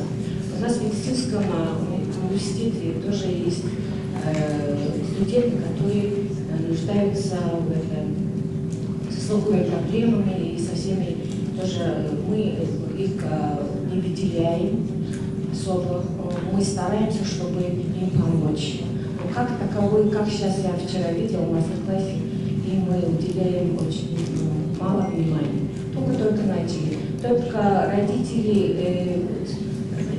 детей, которые нуждаются в особых вниманиях, они организовали ассоциации, например, ассоциации родителей по аутизму детей, да? И вот разного рода вот у нас возникает вот это инклюзивное образование. Наверное, мне это самое нужно было все это вам сказать, что вот после того, что мы из России уже столько лет как-то не очень были бы связаны в контактах, но сейчас у нас в педагогическом университете те выпускники, которые в 80-х годах закончили там, логопедами и вот, специальности, они сейчас выпускают свои ученики. Вот в этом году 60 логопедов были выпущены. Вот в этом плане я серьезно, вот у нас сейчас инклюзивное образование стоит. Поэтому как медики, как преподаватель я должна об этом говорить. И, в общем, посмотрю, как у вас там в мастер-классе, и вот как сегодня будут обсуждать вопросы. И, в общем, это буду внедрять в своем университете и в педагогическом, я думаю. И, в общем, тоже приезжайте к нам, посмотреть, как у нас обстоят дела.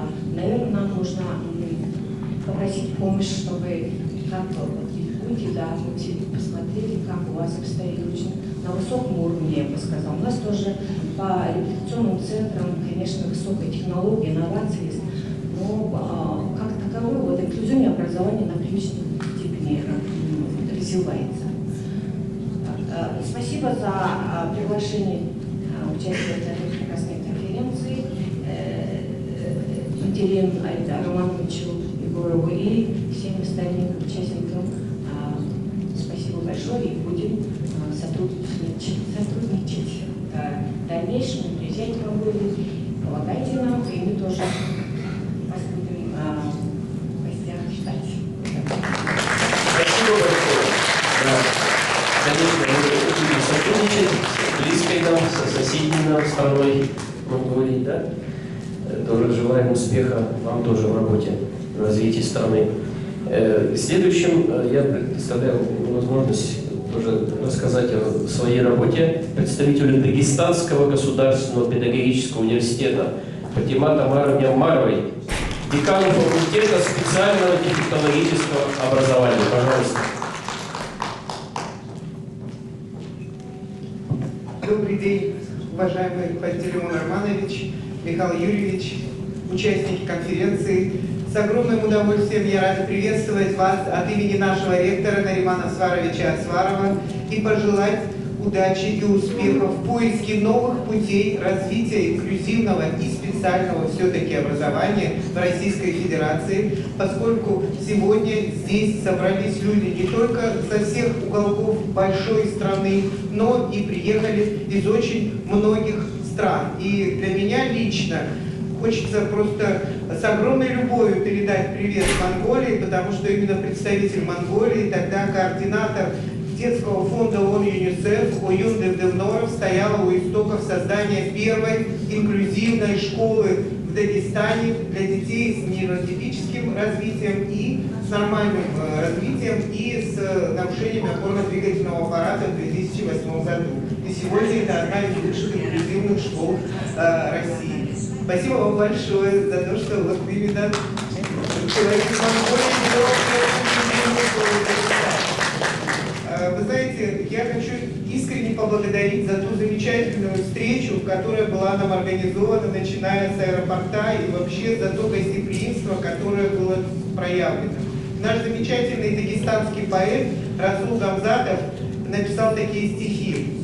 «Когда я, объездивший множество стран, усталый с дороги домой воротился, склоняясь надо мною, спросил Дагестан, не край ли далекий тебе полюбился?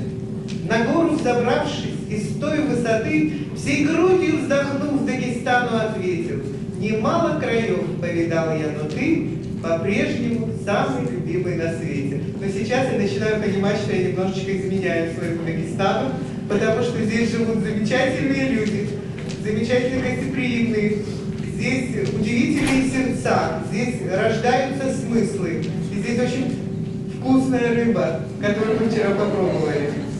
Ну и переходя уже, собственно, к своей части и представляя наш вуз, я хочу передать также привет от главы нашей научной школы «Гуманизация общего и специального образования» Джафара Михайловича Малаева, члена-корреспондента Российской академии образования, доктора педагогических наук, профессора, который всей душой хочет быть здесь, но, к сожалению, он председатель государственной итоговой аттестации, поэтому мне выпала высокая честь представлять его научную школу на этой конференции. Я так понимаю, что у меня есть кликер, который позволит мне...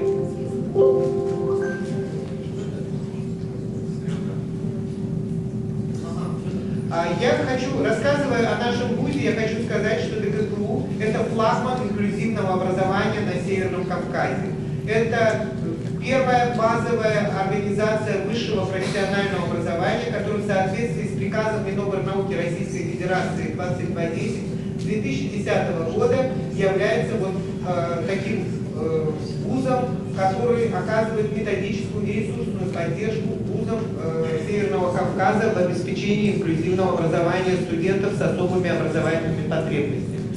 В 1989 году была создана первая на Кавказе дефектологическая кафедра, это наша кафедра коррекционной педагогики и специальной психологии. И вот с 1990 года обучение в нашем вузе прошло 600 студентов с особыми образовательными потребностями. Я говорю именно о людях, которые в законе об образовании называются люди с ограниченными возможностями здоровья. Я не говорю о людях с инвалидностью, потому что мы понимаем, что существует разница в том, кто получает диагноз в соответствии с постановлением МСЭ и кто получает диагноз в соответствии с решением ПМХК.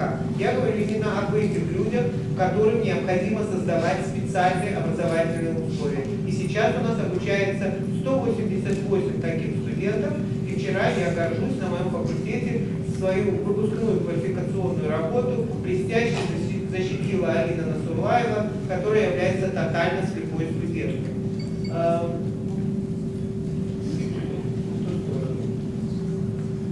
История факультета нашего.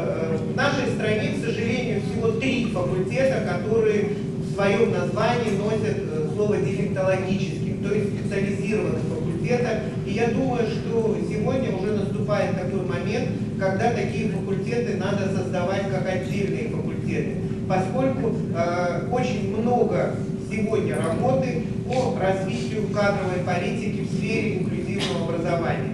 К сожалению, очень часто, и это моя принципиальная позиция, очень часто дефектологов готовят и людей, кадры для инклюзивного образования, отнюдь не дефектологи. И эту позицию, на мой взгляд, надо менять. Потому что сегодня уже Михаил Юрьевич говорил о компетенциях, о профессиональных стандартах, о трудовых функциях.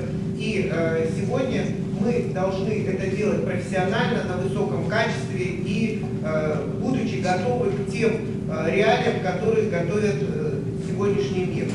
Так, например, в сфере дефектологии до сих пор мы говорили о таких специальностях, как логопедопедагогика, логопедия, тифлопедагогика, сурдопедагогика. Но у себя на факультете мы открыли новый бакалавриат, который называется дефектология и начальное образование, потому что мы настаиваем на том, что учителя начальных классов надо готовить с дефектологической подготовкой. Во многих регионах Российской Федерации, в том числе и в Дагестане, большинство школ находятся в сельской местности. В частности, у нас из 1499 школ 80% это сельская местность. Сельская школа априори инклюзивна. То есть мы не можем там найти ближайшую коррекционную школу или абсолютно оборудованную в соответствии со всеми методическими рекомендациями Минобра школу, где созданы все условия для всех категорий обучающихся. И мы понимаем, что главное, что можем сделать, это отправить туда подготовленного, квалифицированного педагога, который четко знает, что делать с любой патологией, с любой нозологией и готов, собственно, обеспечивать этот инклюзивный процесс. И вот такой педагог, вот такой учитель начальных классов станет тем самым локомотивом, который потребует от всего психолого-педагогического коллектива школы создания тех самых условий, которые необходимы каждому ребенку, который придет в эту школу. И для нас вот здесь портрет — это человек, из-за которого я пришла в дефектологию. Это народный учитель СССР Ума Магомедовна Муртузалиева, которая создала практически дефектологию в Дагестане. Она создала она причастна ко всем коррекционным учреждениям, которые были созданы в республике. Когда она их создала, она поняла, что ей нужны кадры, она создала кафедру коррекционной педагогики. И когда приехал Джафар Михайлович, доктор наук тифлопедагогики, она сказала: я нашла человека, который продолжит мое дело. Но я пришла в дефектологию, потому что тогда на всех каналах телевидения Советского Союза, я понимаю, что это так звучит, но так всего 2 канала, звучало, что молодые, приходите, вы мне нужны олигофренопедагоги для моей большой школы. И, пожалуйста, я готова создать вам все условия. И она действительно набрала со всей страны лучший курс, который пришел. Золотые, все были с золотой медалью, с красным дипломом. И вот, собственно, они стали вот тем костяком научной школы Джафара Михайловича, который сегодня активно действует.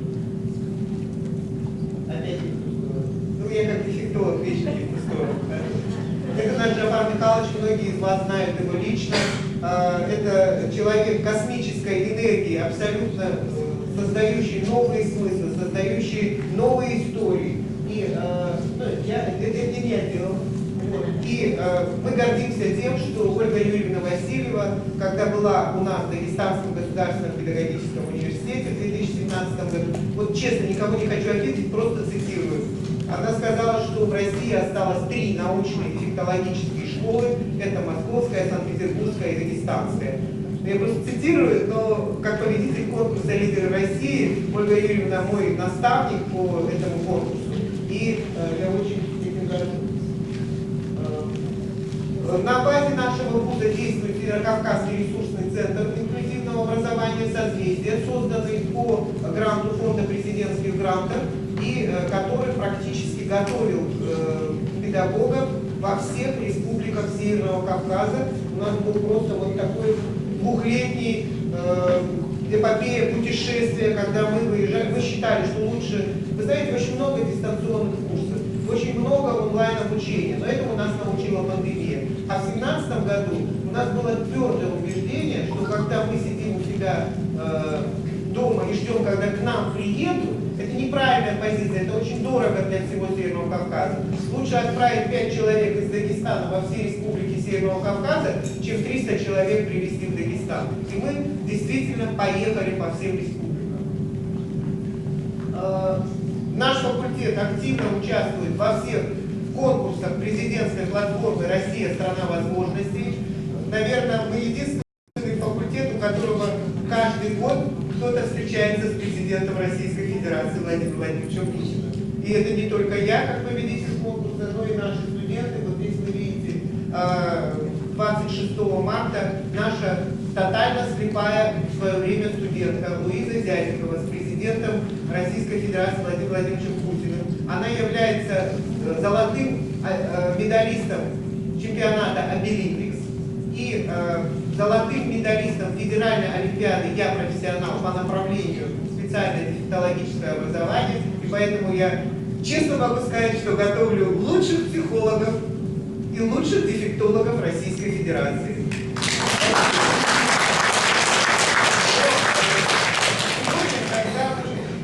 Я могу более подробно рассказывать об этом уже на секции, но мне хотелось бы сказать, что две идеи, с которыми я приехала сюда, это развитие специального обилимпикса, чемпионата профессионального мастерства для лиц с ментальной патологией и создание всероссийского общественного движения «Волонтеры инклюзии». Нам нужны партнеры, мы об этом будем говорить на секции. Но сегодня, когда я слушала Михаила Юрьевича, я просто поразилась, насколько Якутия ушла вперед. Нам казалось, что мы супер крутые дагестанские дефектологи, и вообще мы везде, во всех ценностных смыслах.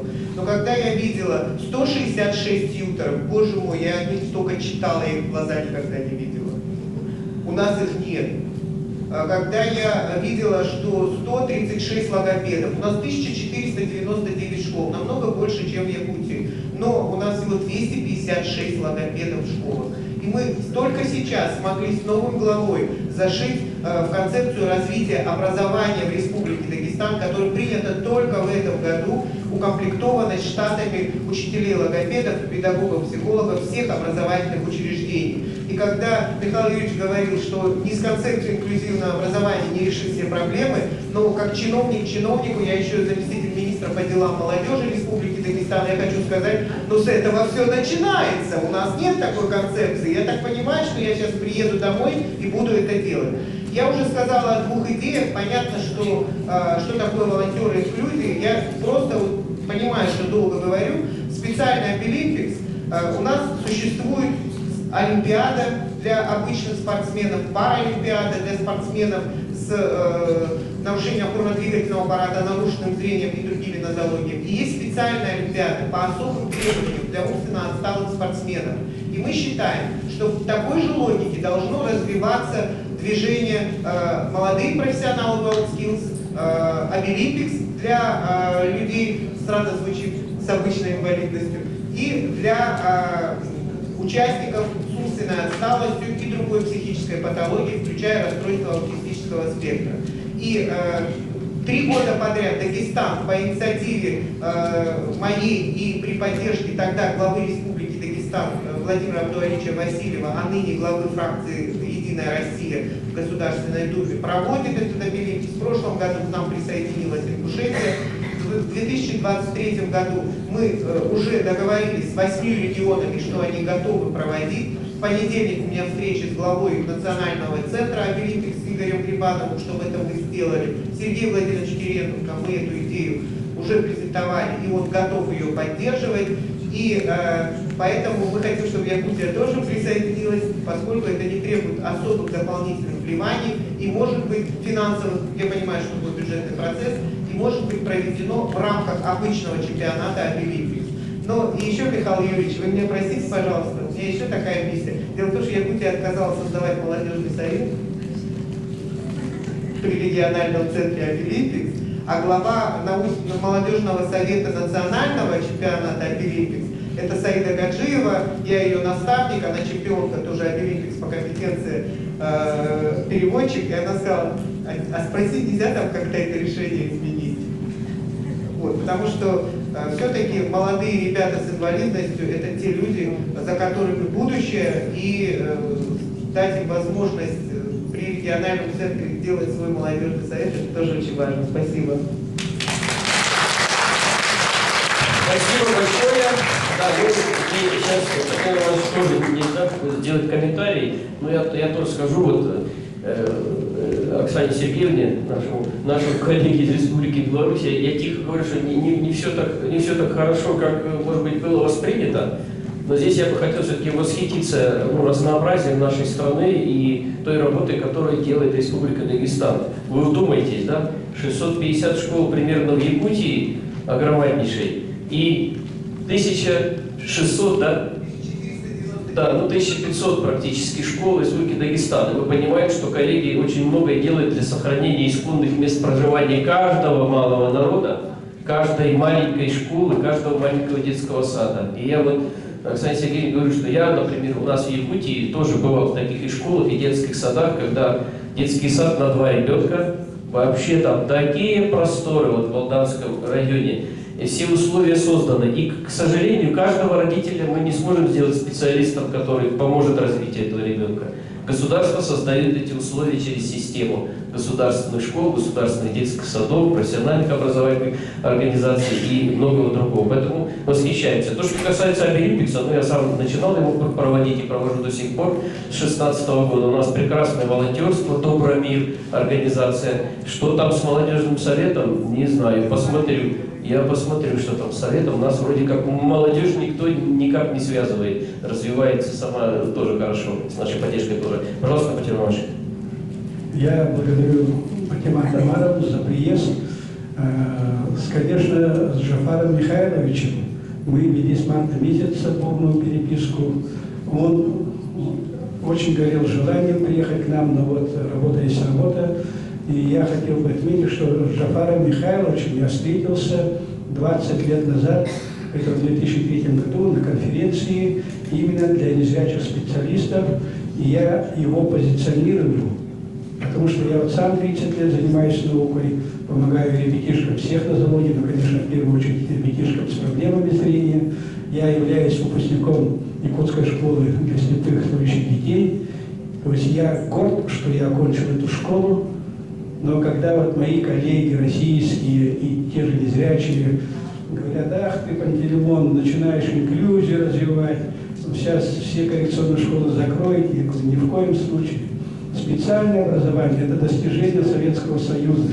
Специальное образование мы закрывать никогда не будем.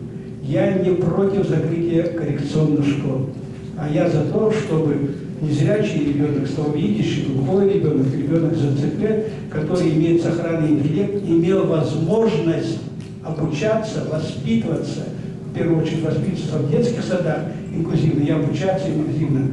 Мы в интернате до 10 лет, пацаны, вот Дмитрий Матвеевич сидит, я сижу, до 10 лет подушку плакали, чтобы воспитатели не видели наши слезы, чтобы не ругали нас.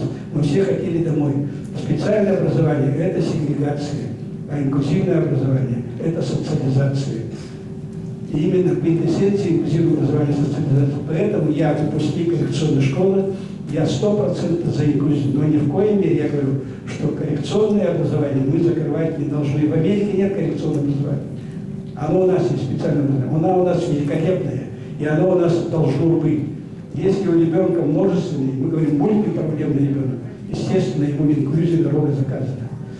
А если, еще раз подчеркиваю, если у него один диагноз, и у него интеллект сакральный, то почему мы не даем ему возможность инклюзивного обучения? Мы должны ему давать. А дальше родители решают, или коррекционная школа, или обычная школа.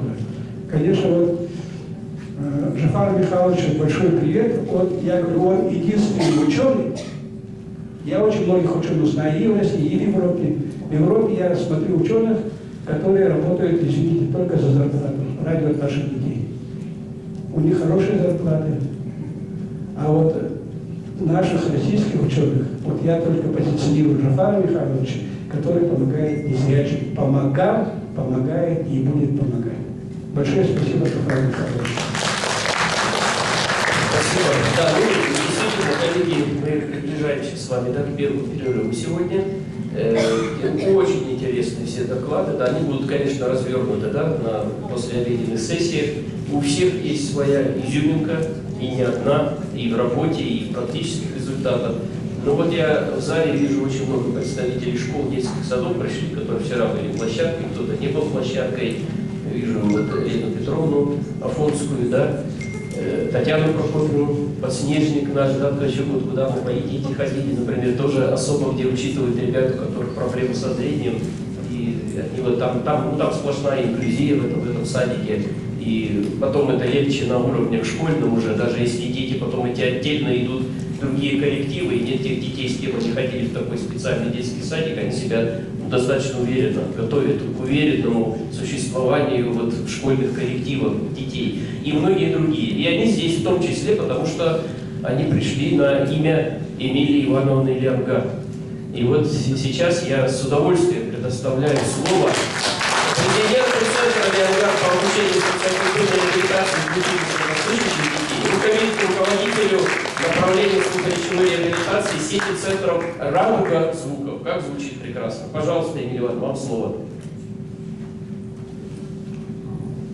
Уважаемые члены президиума, уважаемые участники этой конференции, в отличие от предшествующих докладчиков, которые имели широкий спектр рассказов о инклюзивном образовании, я буду сосредоточена в основном на детях и людях с ограниченными возможностями здоровья по слуху.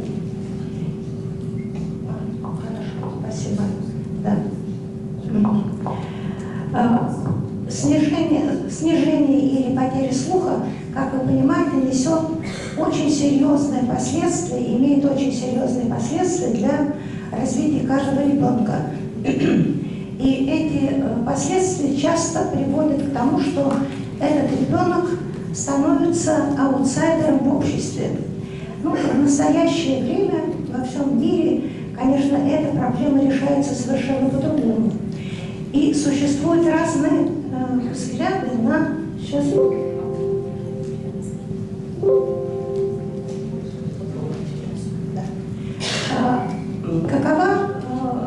Что представляет собой дети с нарушением слуха? Это разные дети. Одни дети называются глухими до обучения исходно, потому что они не могут приобретать речь без обучения, без слуховых аппаратов. Абсолютно они не имеют возможности приобретать эту речь. Вторая категория – это слабослышащие дети. Причем и глухие, и слабослышащие дети тоже внутри этой группы имеются две категории. Одни дети оглохли или у них наступило снижение слуха до начала, до овладения речью, а другие потеряли слух или слух снизился после овладения речью уже. И это, конечно, разные дети.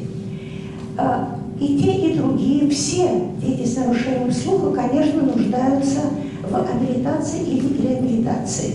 И она осуществляется по-разному. Вы, наверное, все знаете, хотя, наверное, здесь есть и молодые люди, что все-таки когда-то в 1994 году была Соломоновская декларация, благодаря которой и в нашей стране началось движение в сторону инклюзии. В Соломоновской декларации говорится о двух видах, о двух концепциях.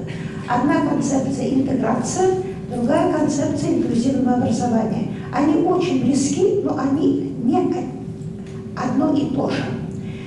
Интеграция предполагает обучение или воспитание детей в данном случае с нарушением слуха, вообще касается всех детей с ограниченными возможностями здоровья.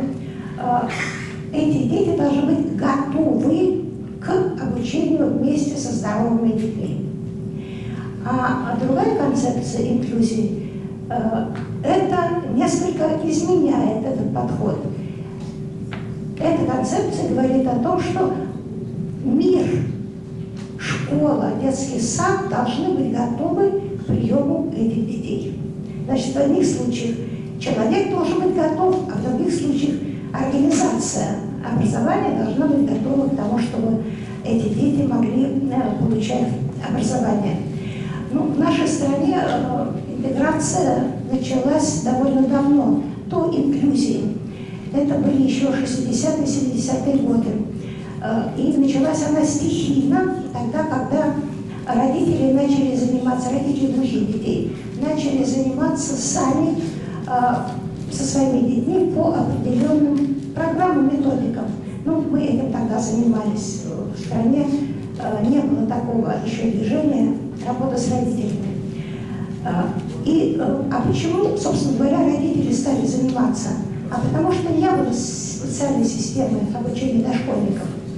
И многие родители не хотели ждать 6-7 лет, когда человек попадал в школу. Так вот, это началось единичными случаями, а затем это превратилось в тенденцию. И так была интеграция. Какая интеграция? Что это было? Эти дети приходили в массовую школу после дошкольного периода и были абсолютно готовы к обучению со слышащими детьми по программам школы, без всякого сопровождения, кроме родительского. Это была полная интеграция. И вы понимаете, что, конечно, далеко не все дети были готовы к такой полной интеграции. Очень многие дети, большинство детей не имело дошкольной такой подготовки. И тогда стали организовываться, может быть, кто-то из присутствующих знает, что начали, опять-таки, по инициативе родителей организовываться специальные группы в детских садах, а затем специальные классы в массовых школах. Что можно сказать о них? В этих классах, в этих группах дети занимались по особым программам, но они находились в большом коллективе слышащих детей. Но все равно можно находиться в большом коллективе и вообще с этим коллективом не иметь абсолютно никаких связей, кроме того, что видеть лица другие. Так вот, для того, чтобы эта интеграция могла быть более полной, то есть чтобы эти дети могли быть социализированы, и кроме того, чтобы они получали больший объем образования, в этих детских садах, где были спецгруппы, а затем в школах, где были спецклассы, была организована такая работа. Значит, группа или класс занимаются по специальной программе, но в другое, в неурочное, так сказать, время были организованы модули такие, когда дети с нарушением слуха вместе со слышащими занимались на музыкальных занятиях, физкультурных занятиях, по сенсорному воспитанию. И там с ними работали воспитатели и учителя из массовой школы. Причем в школе в этих классах преподавали учителя из массовых классов, особенно предметники. И, конечно, это даже учителя иностранного языка, и, конечно, это очень меняло уровень развития детей. Не только в смысле обогащения лексикой, но и образовательной.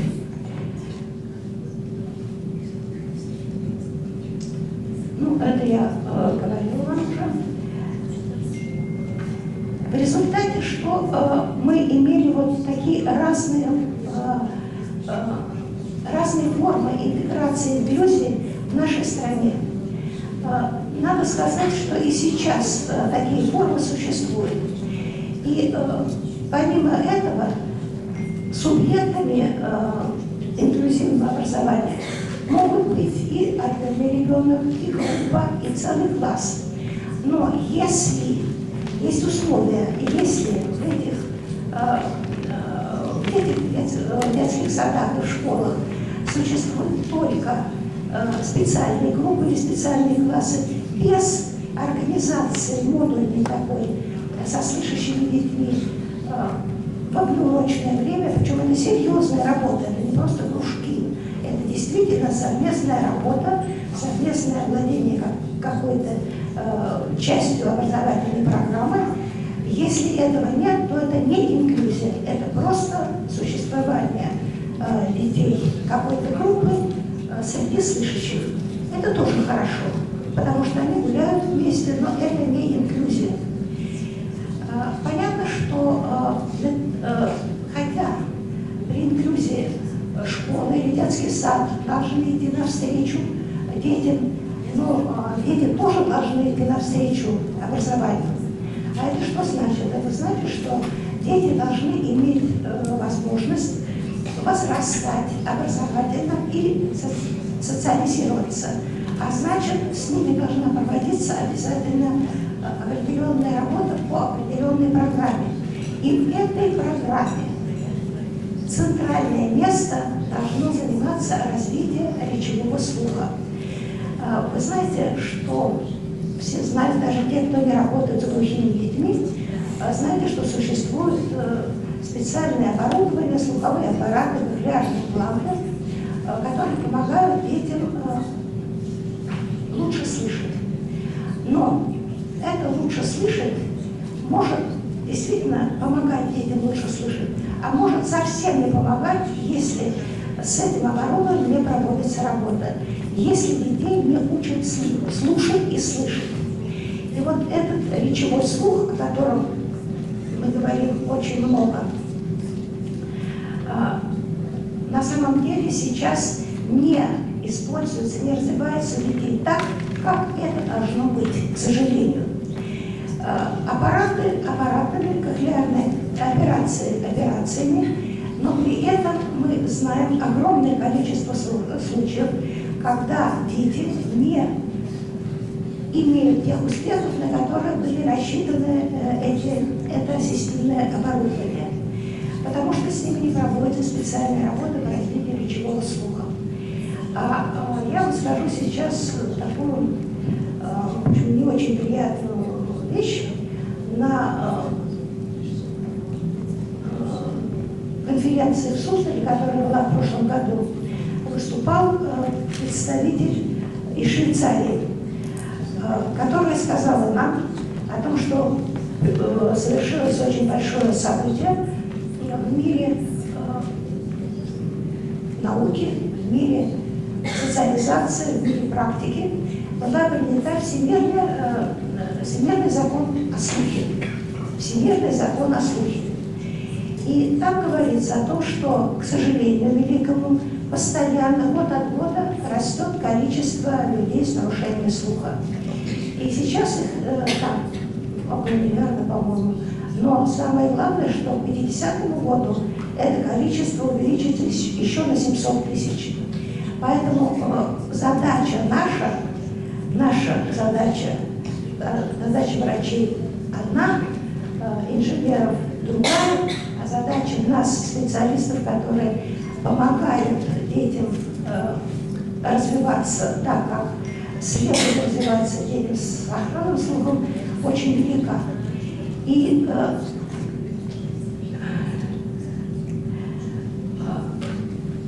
этот слайд свидетельствует о том, как рассматривал Илья Семенович Выгодский это нарушение слуха. Вы, может быть, помните, что он говорил о поломках в слуховой системе ребенка, в системе всей слуховой. И мы видим, что с другой стороны, здесь, правда, только указан результат импланта, использования импланта. На самом деле, если используется имплант, то активизируются волокна слухового нерва. Если используются слуховые аппараты, то активизируются не погибшие клетки улитки. И вот эту возможность, этот потенциал, который фактически создает техника, медицина и техника высоких технологий, мы и должны использовать и активизировать. Очень интересное исследование. Да, что происходит, если, например, мы не пользуемся по-настоящему на 100% этим оборудованием? Как происходит развитие ребенка, развитие речи? Идет опора на зрение, то есть работает зрительный анализатор. Тогда, когда или вообще слуховые аппараты не используются, а вы знаете, что, к сожалению, у нас сейчас даже на этом уровне в 21 веке приходят дети, которым не рекомендуют слуховые аппараты там, до 3 лет, до 4 лет, потому что говорят, что ну ничего, мама, не беспокойтесь, заговорив. До сих пор. Поэтому существует и такая печальная у нас практика. Так вот, если ребенок протезирован, но с ним не проводится такая работа необходимая реабилитационная, то он остается, опять-таки, я повторяю, на уровне зрительного восприятия. И используется чтение с губ, дактилология и жестовый язык.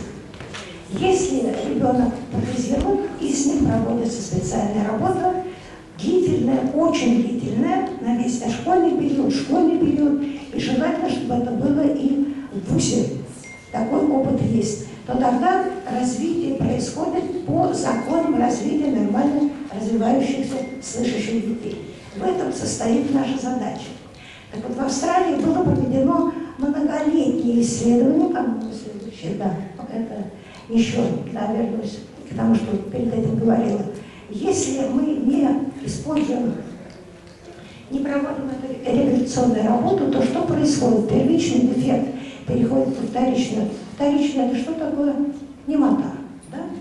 И если в дальнейшем идет абилитация или реабилитация, то мы получаем прекрасный выход. Социализация, социальная норма.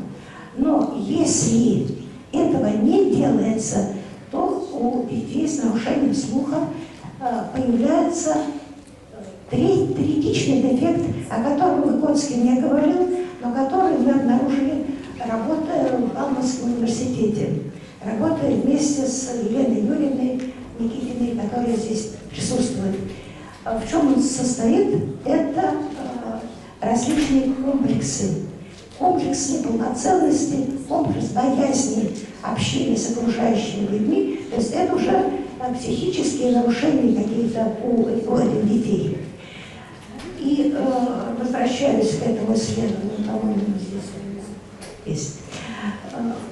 Было проведено исследование в Австралии, очень длительное, которое показало, насколько откладывание, например, кохлеарной имплантации для тех детей, которым она показана, от 6 месяцев до 24 месяцев, если откладывается, то происходит существенное изменение, значимое изменение в языковом развитии детей. А здесь мы с вами находимся вообще в замечательный период развития науки и техники, высоких технологий, потому что существует открыта была в свое время, лет 10-15, наверное, назад, пластичность мозга, которая, оказывается, позволяет нам, всем людям, не только с нарушениями слуха, с разными трудностями, восстанавливать то, что временно у нас как-то утрачивается. И вот в аудиологии это очень существенное открытие было, потому что возможность восприятия мозгом слуховых раздражений, неречевых и речевых, приводит к тому, что мозг работает по-другому. Вы знаете, что конечная цель прихода информации слуховой – это не улитка, а это мозг. Мы слышим мозгом, так же, как мы видим мозгом. И поэтому работа по развитию речевого слуха является абсолютно необходимой. Здесь вы видите, что подтверждение моих слов, для того, чтобы не вот то, о чем я вам говорила, видите в этой таблице, насколько от 6 месяцев до 24 месяцев, какие изменения значимые происходят в развитии слухового восприятия. Как нужно помогать детям с нарушениями слуха? Помимо того, что должны проводиться специальные занятия, для того, чтобы дети из хаоса звуков, которые они получают, который они получают после протезирования и после кохлеарной имплантации, для того, чтобы наконец, вычленяя в этом хаосе речь, необходима специальная работа. Но кроме того, обязательно все дети должны быть обеспечены слуховыми аппаратами, различными техническими устройствами, и должны проводиться индивидуальные занятия с этими детьми, формироваться речевой слух, слухоречевая система, которая отсутствует у детей с нарушением слуха. И, что очень важно, слух должен, то, что дети слышат, они должны понимать.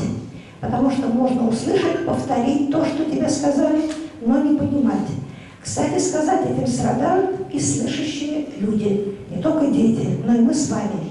Очень часто мы слышим что-то знакомое, слова знакомые, какие-то тексты, но на самом деле глубоко мы их не понимаем. И часто из-за этого происходят всякие международные неприятности. Кроме того, чрезвычайно важной является работа языковая.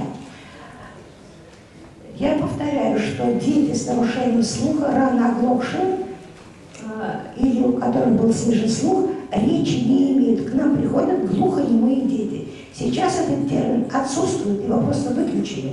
На самом деле эти дети до сих пор существуют, к сожалению.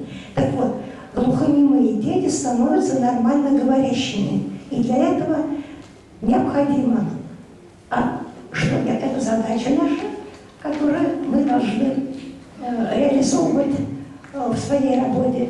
И тогда эти дети становятся действительно абсолютно полноценными собеседниками и владельцами, носителями родного языка.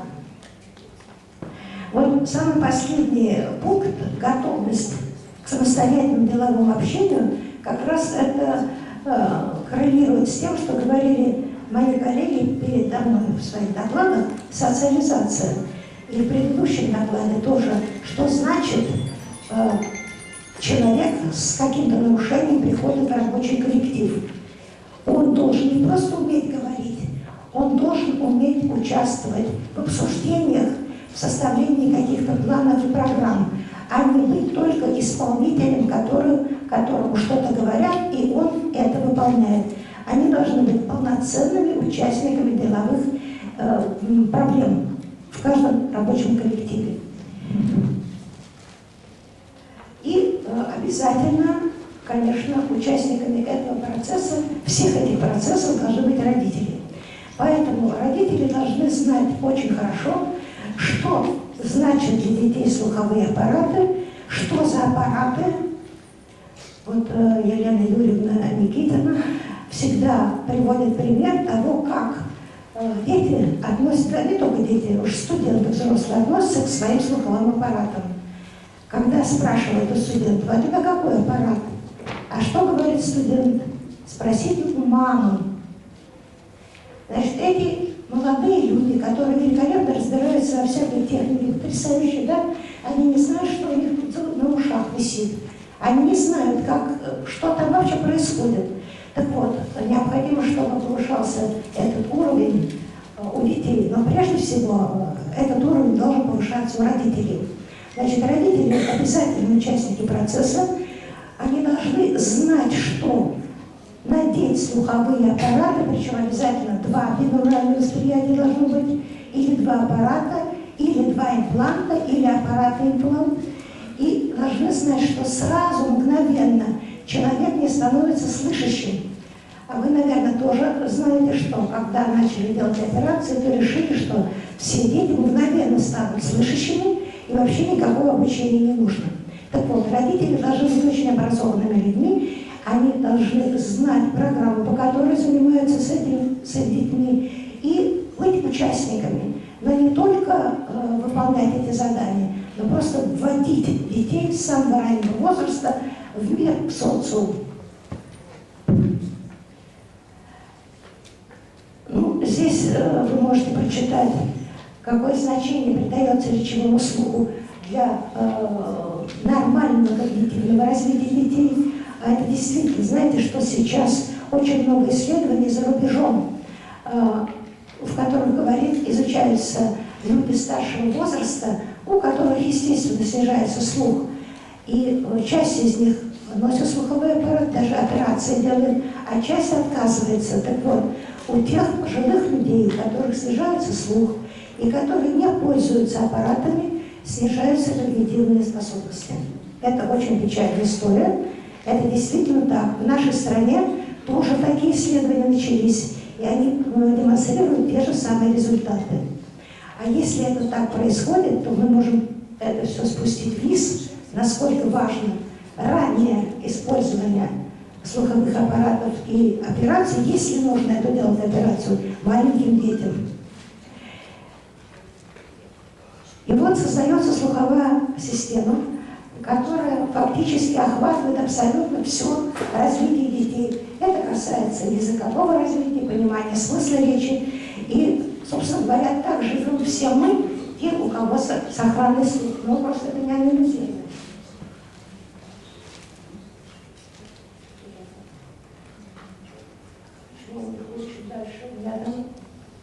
Вот. И я тут хочу на этом слайде остановиться и его продлить. Значит, тут вот написано, что действительно мы находимся на таком уровне, замечательном совершенно уровне, который мы не ожидали еще там 15 лет тому назад. Действительно, первичный дефект глухота побежден. Вы понимаете, нет глухих сейчас. На самом деле термин вообще должен исчезнуть, потому что созданы все условия для того, чтобы дети могли слышать. Итак, первичный дефект ликвидирован с помощью медицины и высоких технологий. Но глухие есть практики, а это происходит потому, что не дорабатывает практики. Есть научно-методическая база. Очень много разных сейчас подходов, разных методов, которые позволяют выводить детей с нарушением слуха на уровень нормы. И речевой, и интеллектуальной нормы.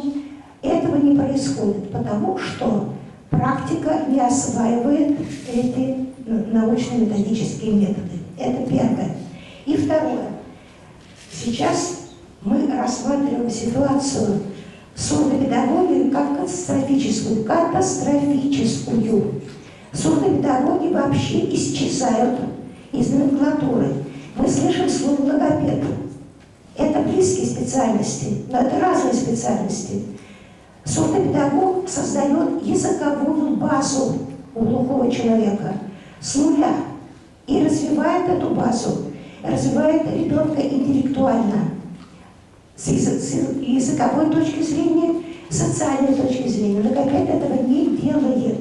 Логопед имеет очень большие задачи, и они проводят прекрасную работу, но это разные задачи во многом и разные работы, результаты. Поэтому то, что сейчас сокращаются кафедры в некоторых институтах педагогических, сурдопедагогии, это преступление. Это преступление по отношению к глухим детям. И мы скоро получим это. Мы, собственно говоря, сейчас уже получаем результаты. Потому что с детьми не занимаются так, как надо заниматься. Вот этот призыв у меня, не знаю, к начальству, к руководителям министерств региональных и министерства образования, потому что иначе действительно я никого не пугаю. Мы просто видим уже начало деградации в нашей области. И это будет сказываться на социализации детей с нарушением слуха. Спасибо большое за внимание.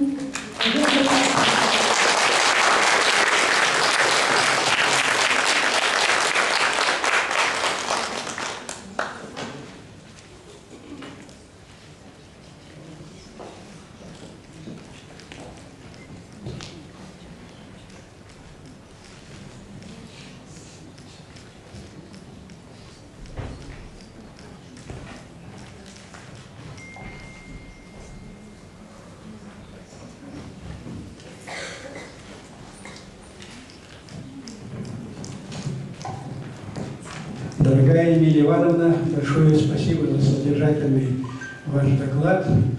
Вот мне передали, что вчера на мастер-классе вашем в школе глухих было аж 80 слушателей. и родители вообще вас засыпали вопросами. Поэтому вот ваш приезд для нас, для Якутии, для сурдопедагогов, для родителей, для детей с проблемами слуха очень актуален. Вам большое спасибо. И вот я знаю, что Ирина Ивановна в связи с ее юбилеем, вот, когда мы переписывались с ней уже в течение 3 месяцев, как и со всеми российскими зарубежными учеными в режиме 24/7, я говорил выше, вот Емеля Ивановна говорит, я вам эту книжку подарю. Я говорю, большое спасибо, Емеля Ивановна, но эта книжка в первую очередь нужна нашим глухим ребятишкам, в школе глухих, вот, в моей школе слепых, там ребятишек учат именно слабослышащих, вот этим специалистам, этим сурдопедагогам эти книжки очень понадобятся, и она говорит, я обязательно им привезу. Если вот здесь присутствует Мартынова Татьяна Федотовна, она может получить эту книгу у Емели Ивановны. А вчера, наверное, Емеля Ивановна, вы, наверное, передали Оксане Александровне Винокуровой вашу книжку. Ну и, конечно, большое спасибо Оксане Александровне Винокуровой, директору школы, которая организовала такой мощный мастер-класс. Ну и, конечно, большая благодарность заместителю начальника управления образования города Якутска Хлопкову Егору Афанасьевичу, который принял в организацию этого мастер-класса. Он является учеником Емели Ивановны. Вот эту огромную работу. Большое спасибо, Емеля Ивановна. Уважаемые коллеги, я еще раз просто попрошу соблюдать регламент. Хорошо? А то последним просто не останется времени выступать. Вы все люди грамотные, все выступали на всевозможных и российских, и международных конференциях. Что такое регламент? Понимаете? Мне вот стыдно вас останавливать, коллеги. И сейчас у нас сколько времени, Михаил Юрьевич? 11:22. Да, 11:22. Давайте, коллеги, сейчас дадим маленький перерыв, 10 минут, 15. Ну, давайте в 11:35 соберемся обратно на вторую часть. Чтобы свежий да. воздух здесь появился, да. Так видите, да. как дети выйдем. Большое спасибо докладчикам и готовьтесь к программе. Это одна из современных школ Якутии. Пожалуйста, она вот вчера принимала мастер-классы, сегодня 2 здесь присутствовали. Сегодня будет вам обед после пленарного заседания. И после обеда вы разъезжаетесь, коллеги, по секции. Вот мы работаем, коллеги, у нас осталось 6 докладов, вы в программе видите. Я просил доклады 7-9 минут. Давайте вот соблюдать регламент, чтобы не опоздать на обед, а тем более на секционные наши занятия. Вот на секциях вы как раз выложились. Пожалуйста, дорогая Лидия Георгиевна. Добрый день. Вам слово. Микрофон.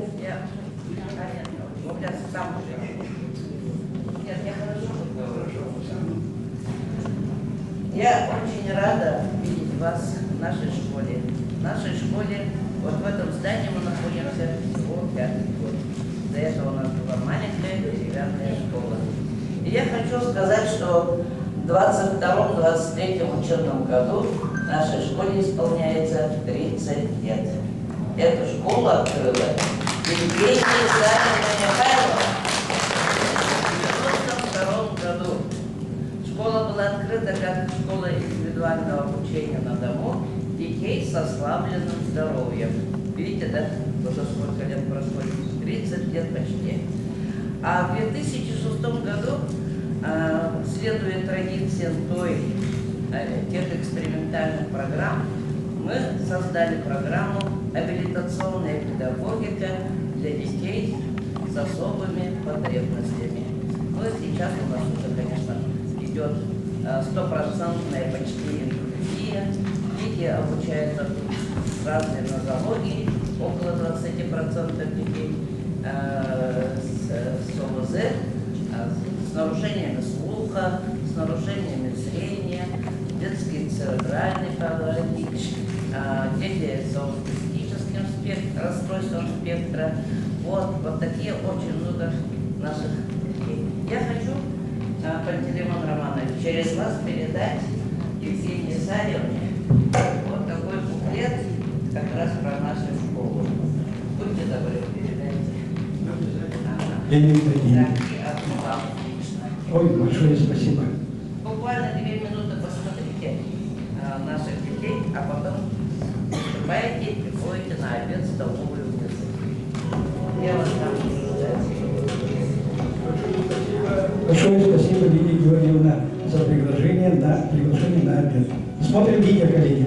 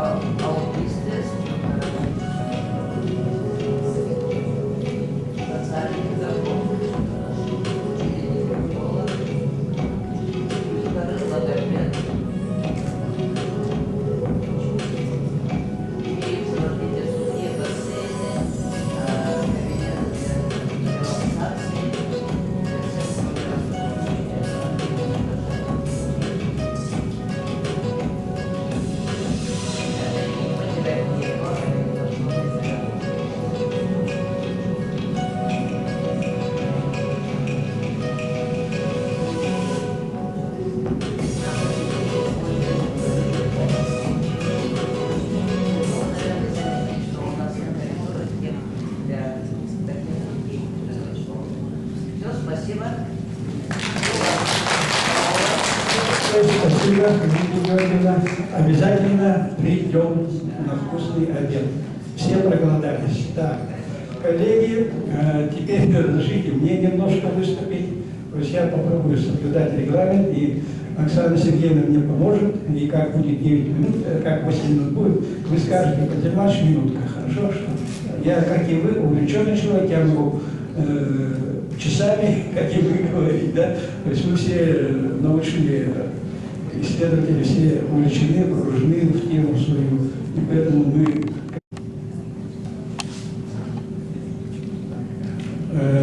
Мое сообщение «Инклюзивное развитие», институциональное развитие инклюзивного образования в Республике Саха-Якутия. Следующий слайд, пожалуйста.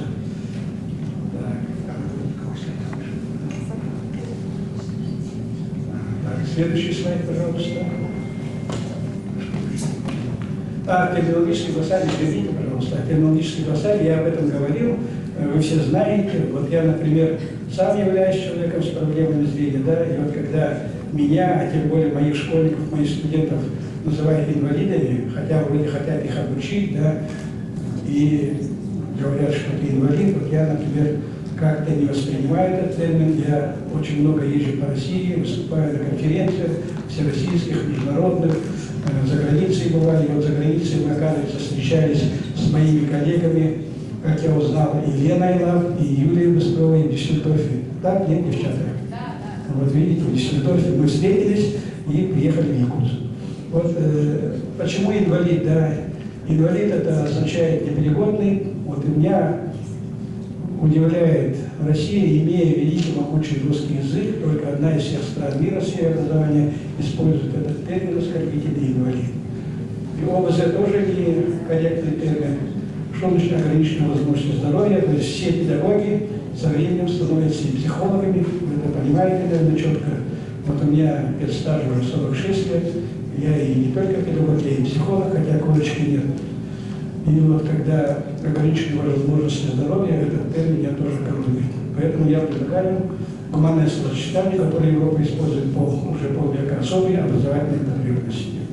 Так, следующий слайд, пожалуйста. Так, школьное учреждение. Вот сегодня говорили про наш замечательный садик.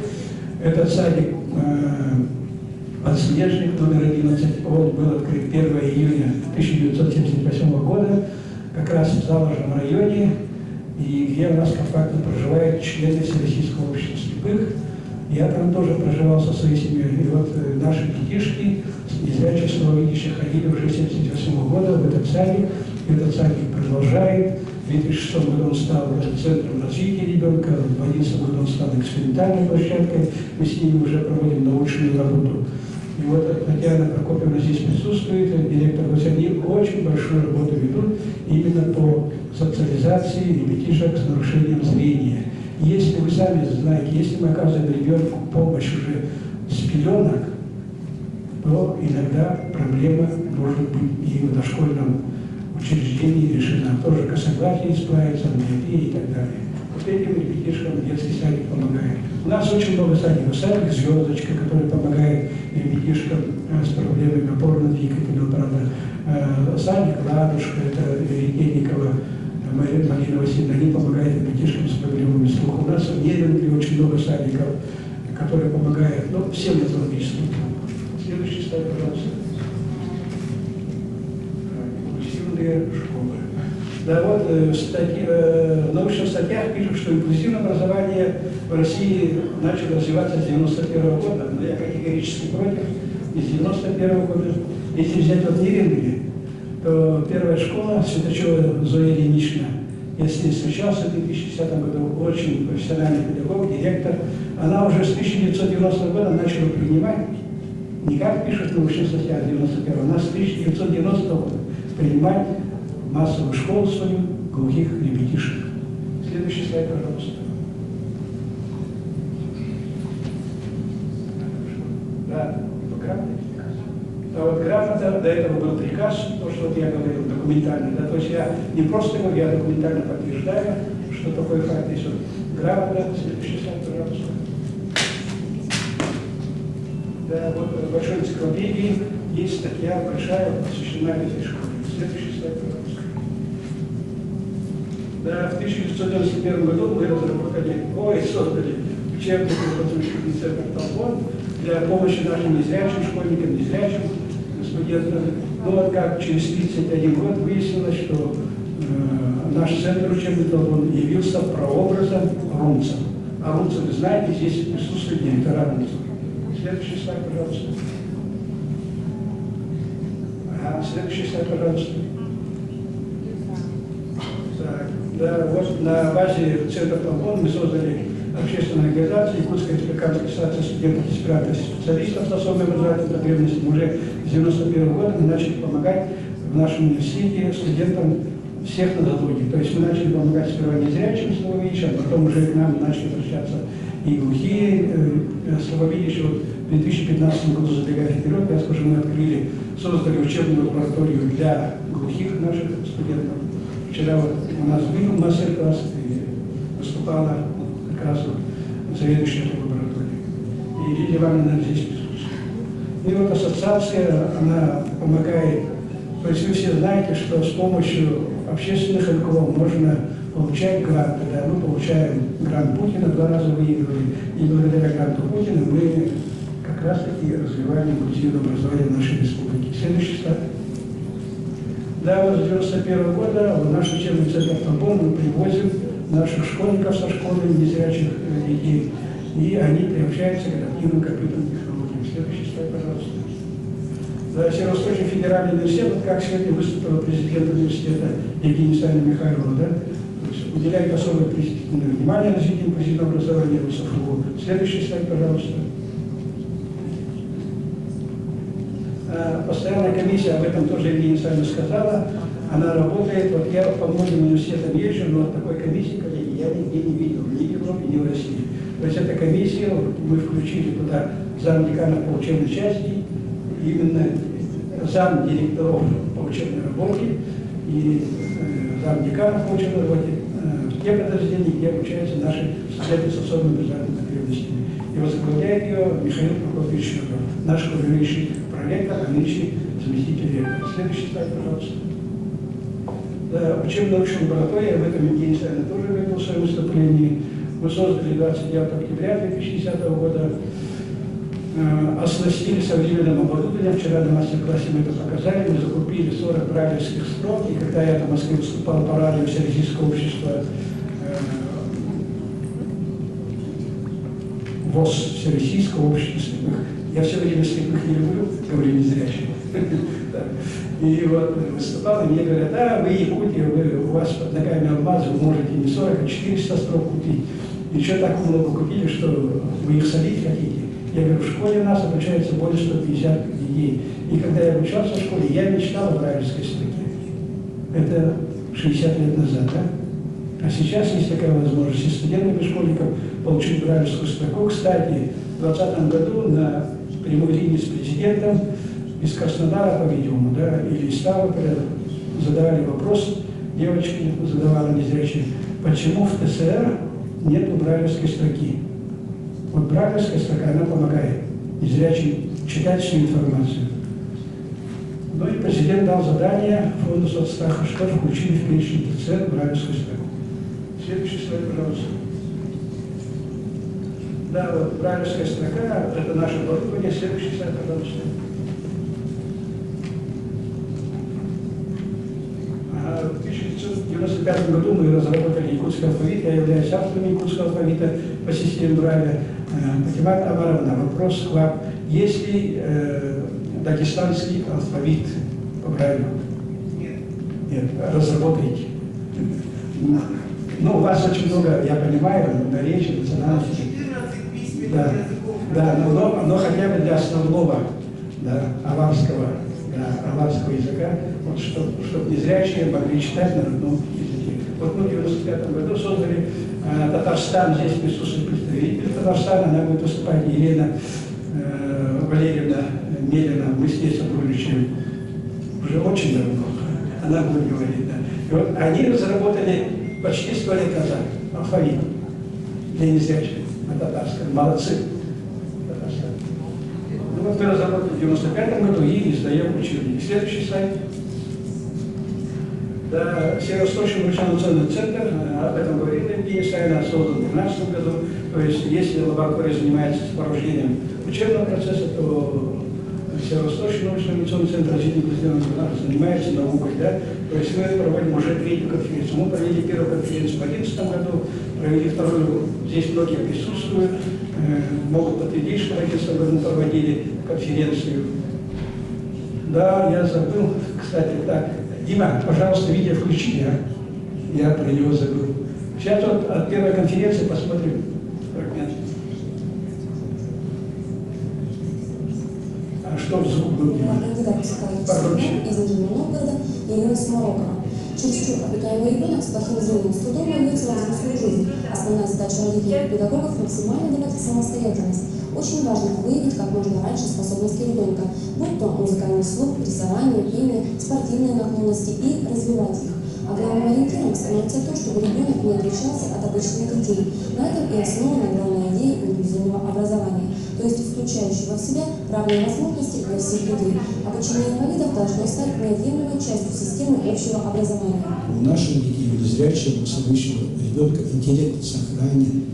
Ему надо создать условия, чтобы он мог учиться в этой школе. И это реально. Глядя на пятилетнюю Аню Слепцову, которая посещает специализированный детский сад номер 11 «Подснежник», не скажешь, что у нее один глаз практически не видит, а другой минут 11. Аня также рисует, любит музыку, математику и вполне адаптирована в обществе. Тяжелый? Нет. Ну, у вас микрофон. Кем хочешь быть, когда вырастешь? Мамой. Мне очень нравится, что в группе есть и обычные дети, то есть хорошо видящие, и слабовидящие. То есть они очень хорошо общаются, и это дает толчок для развития слабовидящим детям. После общения с нашей съемочной группой Аня изъявила желание стать будущим журналистом. Светлана Башковская, Карл Ларионов и Новосахар. Вот эта работа детского сада «Подснежник». Татьяна Прокопьевна, Прокопьевна здесь, наверное, ушла на работу много. И вот вчера там был мастер-класс. И вот видите, девочка с проблемами зрения, но у нее такие же естественные желания, как у здоровой девочки, быть мамой. И вот мы должны ей помочь, чтобы быть мамой, мы должны ее социализировать. Сейчас она, наверное, в нашей школе учится. Следующий слайд, пожалуйста. Так, следующий слайд. Да, мы должны создавать специальные условия вот, которые мы вчера показывали в мастер-классе, будем сегодня на секциях рассказывать. То есть мы должны создавать специальные условия, ну, например, приобретать технические средства обучения, да? Те же брайлевские строки, те же видеоувеличители, те же фонематические, динамические системы Роджер для студентов с проблемами слуха. Ну, очень много сейчас гаджетов, очень много устройств, очень много программного, аппаратного обеспечения. Взять же тот же iPhone. На iPhone очень много для людей с проблемами слуха, с проблемами зрения, очень много приложений, и тем более бесплатных. Поэтому сейчас вот такие надо создавать условия. Например, в школе проблема. Моя доченька учится в школе, у нее тоже зрение плохое, и всегда проблема первой парты, да? И всегда, ну, чуть ли не до скандала. Моя сидела, сейчас ваша сидит и так далее, да? То есть родительский конфликт получается.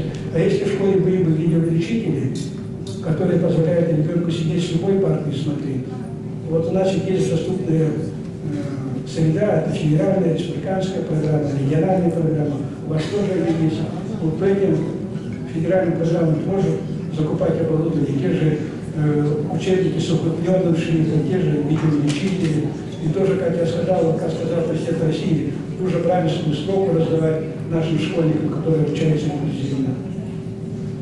Вот мы помогаем нашим студентам распечатать материалы в разных форматах, в том числе по системе Брайля, то есть укрупненным шрифтом. Если, скажем, студент с другой нозологией, по общим заболеваниям, то он просто распечатает свои рефераты, свои там, курсовые, свои дипломные. Или в аудиоформате, если надо. Следующий слайд, пожалуйста. Да, это слайд сам о себе говорит. Следующий слайд.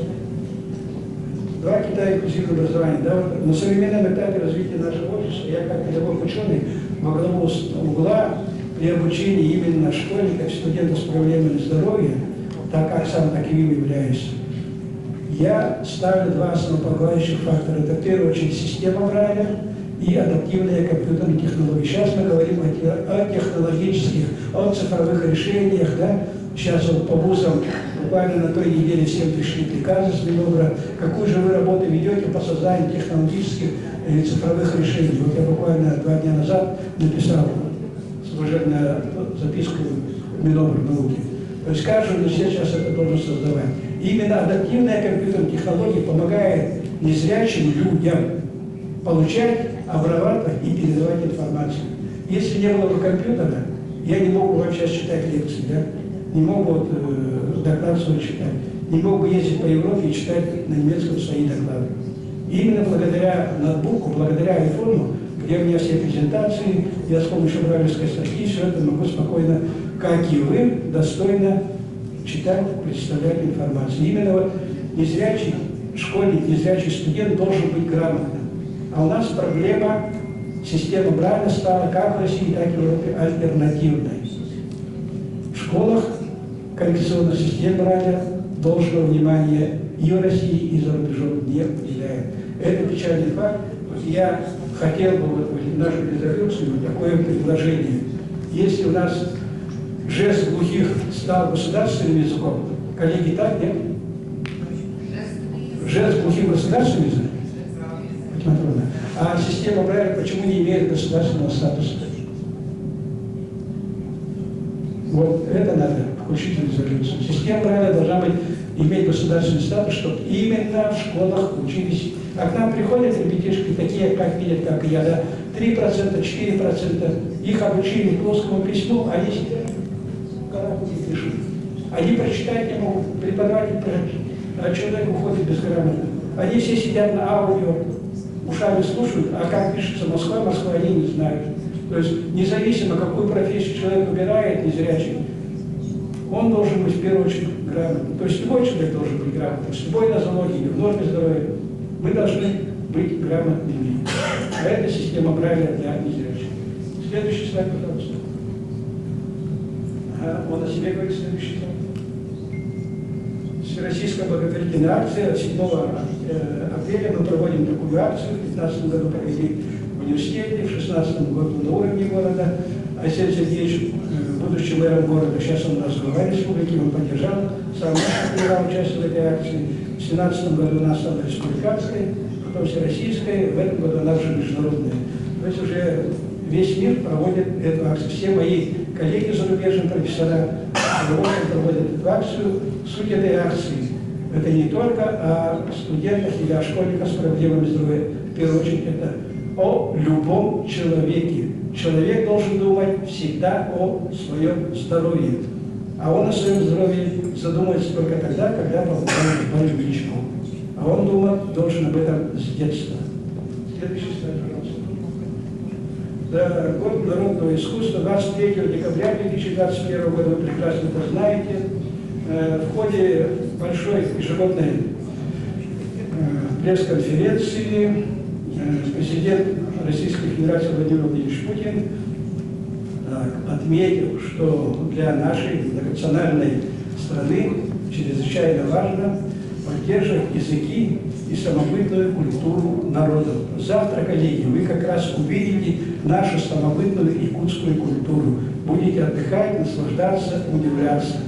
Так что я вас просил, приготовьте очки, веера. Здесь вот вы машете, а завтра 32 градуса будет, вы еще больше замашите и руками, и ногами. Поэтому вот я вас предупреждал, кто меня услышал, кто предупрежден, тот вооружен. Завтра вам предстоит, дорогим нашим гостям, прекрасная культурная программа.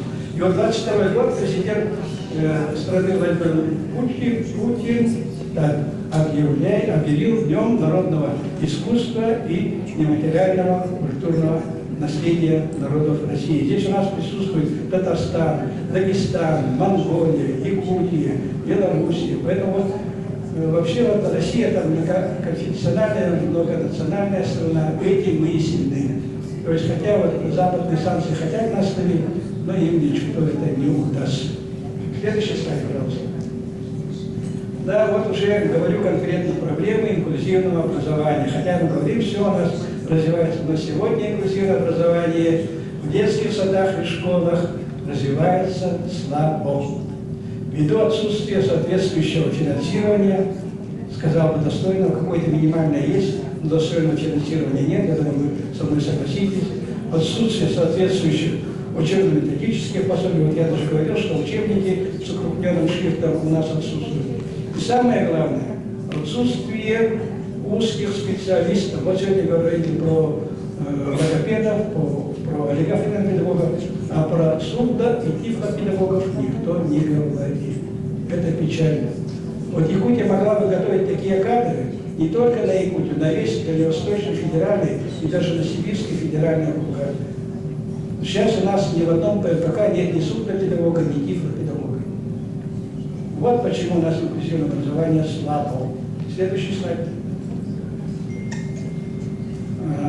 Значит, вот в Республике Саха-Якутия, я сказал, с 91 года мы ведем работу, да? Ну и, конечно, и огромная работа проводится и Министерством образования, и университетом проводится с 2010 года, как стал ректором Евгений Савина. До этого университет нас совершенно игнорировал. Мы были как, извините за выражение, приживаны, как общественная организация. А Евгений Савин нас, моих 7 сотрудников с центра Талдона, 4 с проблемами зрения, 1 по слуху, 1 колясочник, вот 6 взяла на трудовые договора. То есть взяла на, как говорится, на работу с трудовыми книжками. И мы стали белыми людьми. В Якутии созданы институциональные посылки для успешного развития инклюзивного образования. Следующий слайд. Да, в 2017 году, 17 декабря, распоряжением от Алексея Сергеевича, я выше сказал, он был мэром города Якутска, был создан Координационный совет по инклюзивному образованию города Якутска. Я думаю, ни в одном городе России такого координационного совета нет. Возможно, я ошибаюсь, подправьте меня. Следующий слайд. Координационный совет по инклюзивному образованию уже в Республике Саха-Якутия.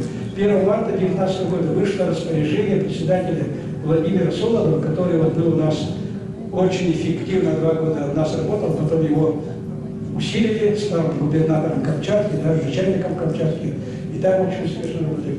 Он меня поддержал, пригласил, да, Патинович, какие у вас вопросы? Я говорю, я 10 лет пытаюсь создать координационный совет, а Министерство образования мне отвечает нецелесообразно. Он вызвал министра, говорит, вам ученый дает уже готовый продукт интеллектуальный, почему не поддерживаете? И вот 1 марта И Якутия стала первым субъектом, в котором создан такой совет. Опять-таки я говорю, ни в одном субъекте такого совета нет. Может, я ошибаюсь, коллеги.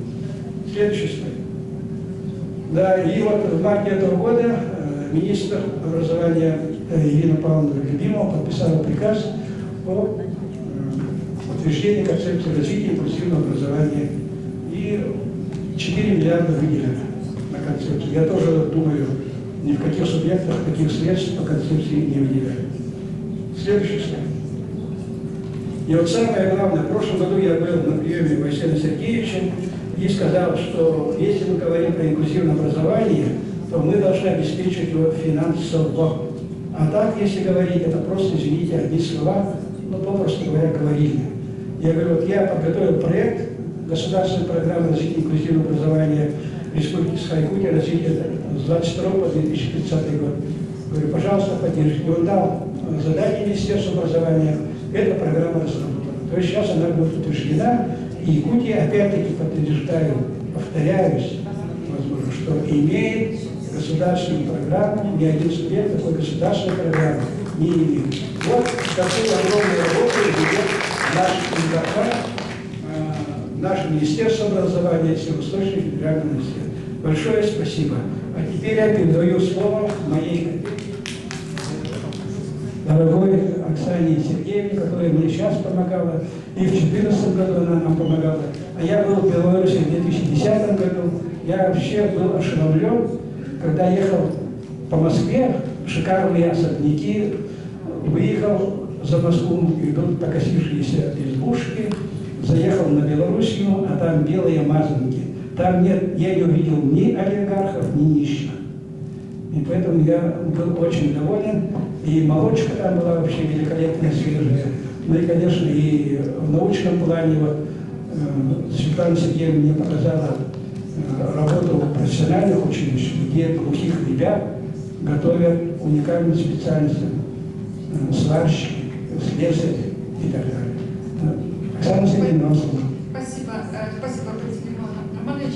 Уважаемые коллеги, ну прежде всего слова приветствия, слова огромной благодарности, во-первых, университету, его ректору, потому что те идеи и те предложения, которые Пантелеймон Романович формулирует, они всегда принимаются, ну не знаю, с огромным энтузиазмом, они всегда реализуются на самом высоком уровне. И сегодня, поэтому я, наверное, с удовольствием хочу поприветствовать еще и тех коллег, с которыми мы работали в 2014 году на подобной конференции, на второй конференции. И радует вот эта системная работа, которая поддерживается и Министерством образования, системная работа, которая дает свои плоды и дает свои результаты. Я хочу сказать, что это, наверное, не только вот эти наши пленарные встречи. Сегодня практически каждый выступающий вспоминал о тех мастер-классах, о тех вчерашних встречах, которые тоже были вот этими камешками, которые и слагают фундамент инклюзивного образования в Республике Якутия.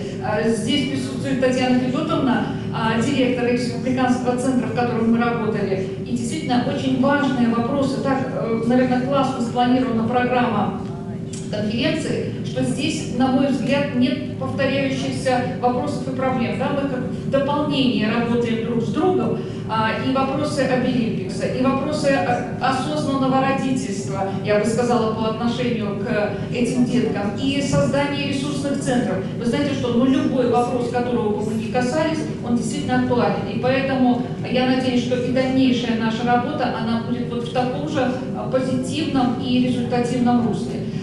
И, конечно, слова благодарности Республике Беларусь, потому что от имени Министерства образования Республики Беларусь, от имени министра образования Андрея Ивановича Иванца я хочу передать привет от нашей страны, от системы образования. И, конечно, от Республиканского института профессионального образования, который вот уже на протяжении 20 лет очень системно и очень активно работает в плане развития инклюзивного образования. И, с вашего позволения, несколько позиций, несколько слов, которые, на мой взгляд, являются важными и реперными И как мы договорились, наверное, все в таком приветственном выступлении я раскрыть не могу, но то, что у нас происходит на секциях, то, что у нас происходит в кулуарах, то, что происходит в наших непосредственных беседах, это вот тот обмен и взаимообогащение, которое мы реализуем. Поэтому все те ценности инклюзивного образования, которые каждый из вас прекрасно знает и которые вот сейчас у меня на слайде, они действительно серьезно отражаются в развитии системы образования, в развитии учреждения образования. И это не какие-то бравурные слова или ура-патриотические лозунги. Это то, что мы повседневно пытаемся внедрять в нашу обычную образовательную среду и в обычную жизнь. Да, я могу сказать, что не все, наверное, складывается быстро, не все складывается так, как бы нам хотелось, но в этом направлении мы очень активно идем. И те нормативно-правовые документы, которые на данный момент в нашей республике функционируют, это и есть та основа, которая позволяет нам именно на институциональном уровне это развивать. Потому что концепция развития системы образования Республики Беларусь до 2030 года, она имеет специальные разделы, которые касаются развития инклюзивного образования. Кодекс Республики Беларусь об образовании, который вот новая редакция у нас вступит в силу с 1 сентября 2022 года, там отражены все позиции, которые являются вот этими базисными и основательными для совершенствования системы инклюзивного образования. Ну и, наконец, с 2015 года у нас реализуется концепция инклюзивного образования, развития инклюзивного образования в Республике Беларусь. Я очень благодарна Пантелеймону Романовичу и Эмилии Ивановне, то, что в ваших выступлениях еще раз очень четко прослеживается вот это трепетное отношение к терминам инклюзия и специальное образование. Да? То есть это то, что существует, то, что имеет право на, с одной стороны, самостоятельную жизнь, но они друг без друга не существуют. Мы не можем говорить о том, что мы сейчас, скажем так, на потребу дня или за какими-то красивыми словами уйдем в их лингвистическое оформление, а по сути нас интересует то, что если ребенок, как Мария Ивановна сказала, готов, если учреждение образования готово, да, вот тогда мы говорим об инклюзии. В других случаях дайте возможность и специальному образованию решить свои проблемы, без которых нормальное развитие, вот, действительно вот такое включение ребенка в жизнь, возможно, не произойдет. Поэтому у нас в стране также сложилась система специального образования, и здесь мы, еще раз говорю, очень взвешенно подходим к тому, чтобы определенная вот эта часть детей, как можно большая часть детей по необходимости проходила через систему специального образования, это специальное дошкольное образование, специальное общее среднее образование, но и в то же время центры коррекционно-развивающего обучения и развития, вспомогательные школы. Ну и, наверное, то, о чем я буду в большей степени говорить уже на секции, наша особая гордость – это профессиональное образование. То есть сейчас я имею в виду среднее профессиональное образование в терминологии Российской Федерации, потому что у нас пока это профессионально-техническое и среднее специальное образование. Поэтому вот здесь у нас, на мой взгляд, есть огромный опыт, и мы вот уже с Михаилом Юрьевичем говорили, обсуждали эти вопросы, и я думаю, что есть будет возможность не только у представителей Республики Саха побывать у нас и посмотреть на вот эти вещи. Мы с Пантелеймоном Романовичем работали несколько лет назад, он называется, подтвердить то, что мои слова, они имеют под собой основу. И мы с каждым годом стараемся расширять перечень специальностей, по которым ребята с особыми образовательными потребностями могут обучаться. На данный момент это 25 специальностей, дети, которые получают в руки профессию, и те работодатели, которые, я уже не побоюсь этого слова, сначала боялись брать таких детей, а сейчас это делают с большим удовольствием, потому что действительно это и ответственные производители, и ответственные потребители. Ну и охват специальным образованием, я думаю, это уже само собой разумеется, практически 100%. Могу сказать о том, что для ребят с особыми образовательными потребностями созданы все возможности и на уровне детского сада, дошкольного, и по всем вот этим ступенькам, по всем уровням, и на уровне высшего образования, и на уровне дополнительного образования взрослых. Действительно, наши ребята очень активно участвуют в WorldSkills. С прошлого года наша страна принята в движение Обилимпикс, и я думаю, что вот в этом отношении мы тоже будем очень и очень плотно сотрудничать. В стране идет мощная популяризация действительно вот необходимости и важности, да, разные равные.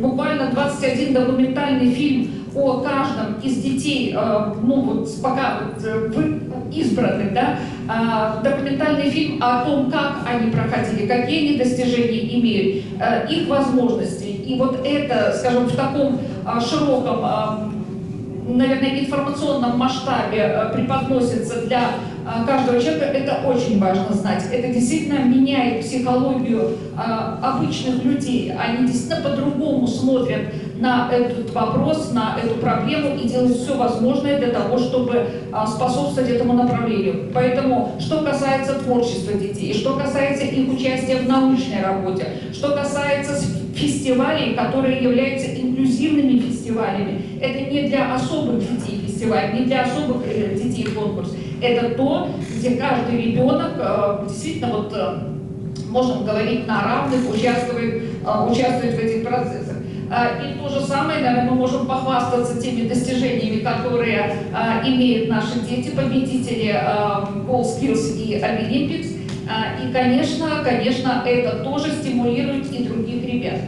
Что касается ресурсных центров, у нас в стране создан пока единственный ресурсный центр, я имею в виду на базе учреждения среднего профессионального образования. Это колледж электроники. И вот эта, скажем так, основа, она дает возможность ребятам, которые обучаются в других учреждениях образования по сетевому принципу, также проходить активную и серьезную подготовку. И, конечно, как и все остальные, мы не избежали тех проблем, которые звучали сегодня в выступлениях. Потому что вопросы безбарьерной среды, они все равно пока для нас остаются. Мы делаем многое, но они остаются. Физическая доступность учреждения образования и местонахождение ребенка. Проблема, пока для нас проблема. Кадровое обеспечение. В этом году у нас педагогический колледж открыл подготовку по специальности педагогическое сопровождение. Мы будем готовить учителей, которые будут пока выполнять, ну, наверное, хорошо, и тифлопедагога, и сурдопедагога. Пока мы еще к этому не пришли, но профессиональных тьюторов мы уже начинаем готовить с этого года. И, конечно, методическое обеспечение. Вот что касается методического обеспечения, это то, что обеспечивает уже наш институт, Республиканский институт профессионального образования. Если кого-то заинтересует, у меня есть еще часть рекламного рода материалов, могу поделиться для того, чтобы мы могли вот это сотрудничество не через какие-то, может быть, высокие органы составлять, а делать это в нормальном рабочем режиме для того, чтобы результат был обоюдным. Поэтому огромное всем спасибо, и я желаю продолжения такого же эффектного и эффективного продолжения нашей конференции, ну и тех результатов, к которым мы стремимся. Спасибо огромное. Большое спасибо, Наталья Сергеевна, коллеги. У нас времени очень мало. Мы до часа должны кончить. Я сказала, опоздаем на обед, на секции. Сейчас я буду объявлять вас, но уже в укороченном таком формате. Юлия Валерьевна Вагинская, доктор педагогических наук, гуманитарно-педагогическая академия, Крымский федеральный университет. Следующий, подготовьтесь по списку.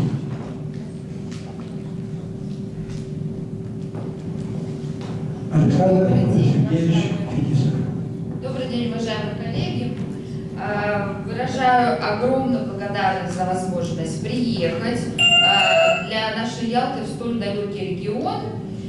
И, конечно же, с удовольствием хочу кратенько презентовать наши опыт наработки.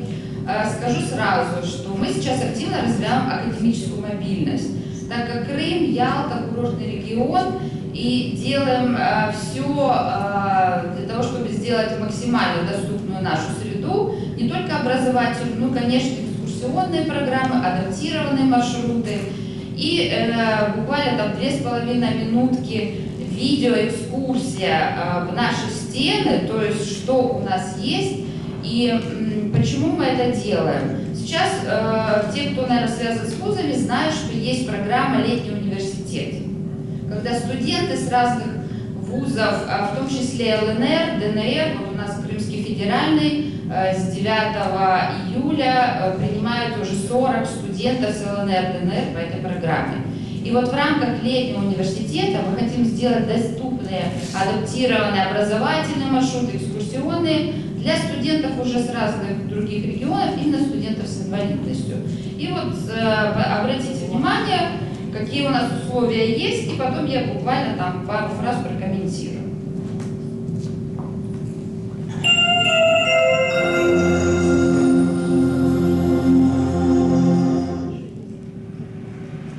Школьник из Ялты Дмитрий Певс в качестве эксперта оценит деятельность Центра инклюзивного образования Крымского федерального университета, где в полном объеме продумана логистика.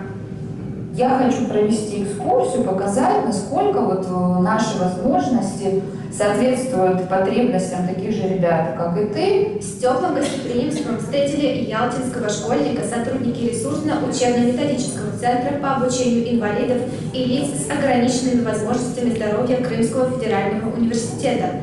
В ходе визита Дмитрий, будущий абитуриент, в роли эксперта оценит доступность помещений для образования и жизни студентов. Университет разработал программу, реализует программу создания доступной среды в университете. И благодаря Министерству помощи и финансированию мы имеем замечательные кабинеты, оснащенные ассистивными средствами. У нас есть адаптированные учебные материалы. На одном этаже центра расположены как учебные аудитории, так и жилые корпуса с доступными санузлами и кухней. При планировании учитывали потребности студентов-колясочников. Здесь ребята, которые проживают, у них продукты все здесь в холодильнике, готовят здесь, то есть посуда, все внизу, много шкафчиков. Столы невысокие, маленький, когда подъезжаешь, там удобно на коляске, а так заезжать можно, все везде удобно. Главная идея центра – сделать доступным высшее образование не только для местных жителей с инвалидностью, но и привлечь студентов из других регионов Крыма и России. Допустим, ребята, которые не местные, здесь есть вот в этом же на этаже комнаты жилые, то есть можно спокойно приезжать сюда, жить и здесь же обучаться, как бы вообще замечательно. Ну, я условиями очень довольна, я действительно как бы задумалась о том, что это место, где можно дальше учиться и получать высшее образование. В планах у Дмитрия получить высшее психологическое образование, и теперь он точно знает, что в Крымском федеральном университете созданы все условия для обучения людей с инвалидностью и ограниченными возможностями здоровья. Виктория Лебеха, Стефания Селезнева, Сергей Мельник, пресс-служба Крымского федерального университета.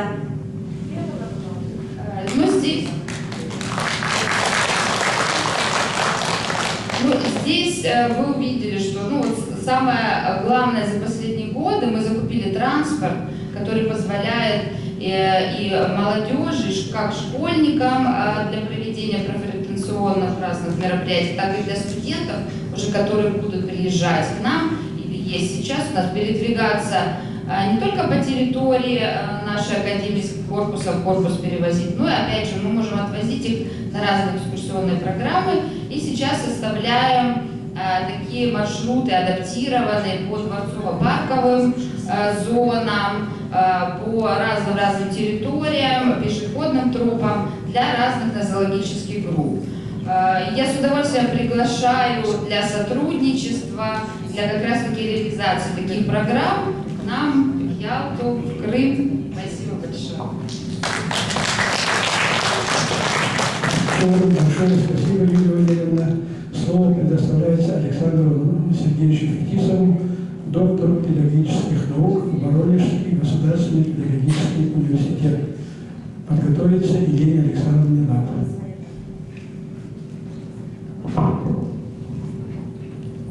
Добрый день, уважаемый президиум, уважаемые гости, коллеги. Время летит неугомонно, но я думаю, 3 минут не хватит. Мне удостоилась честь представить Центральный федеральный округ, город воинской славы, город Воронеж. И о чем я хотел сейчас сказать буквально в 3 минутах. Воронежский государственный педагогический университет. В Российской Федерации у нас их 33. Недавно мы имеем теперь свое Министерство просвещения, если вы все теперь знаете, да? И вот вам небольшой экскурс. Название моего доклада будет на секции, но хотелось бы сказать. 5 лет назад мы готовим студентов, будущих учителей, педагогов, и был такой предмет «Основы инклюзивного образования». Последние 2 года обучение лиц с ОБЗ. И вот недавно у нас с вами происходит реформа образования, и есть такой проект «Ядро», где теперь студенты будут изучать специальную педагогику, специальную психологию.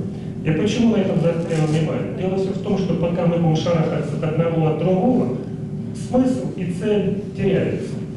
Кафедру возглавляет специальную педагогику, но почему я к вам приехал? Дело в том, что мы все, что касаемо основ инклюзивного образования, закрываем в Педагогическом университете. У нас есть магистерская программа «Педагогика и психология инклюзивного образования».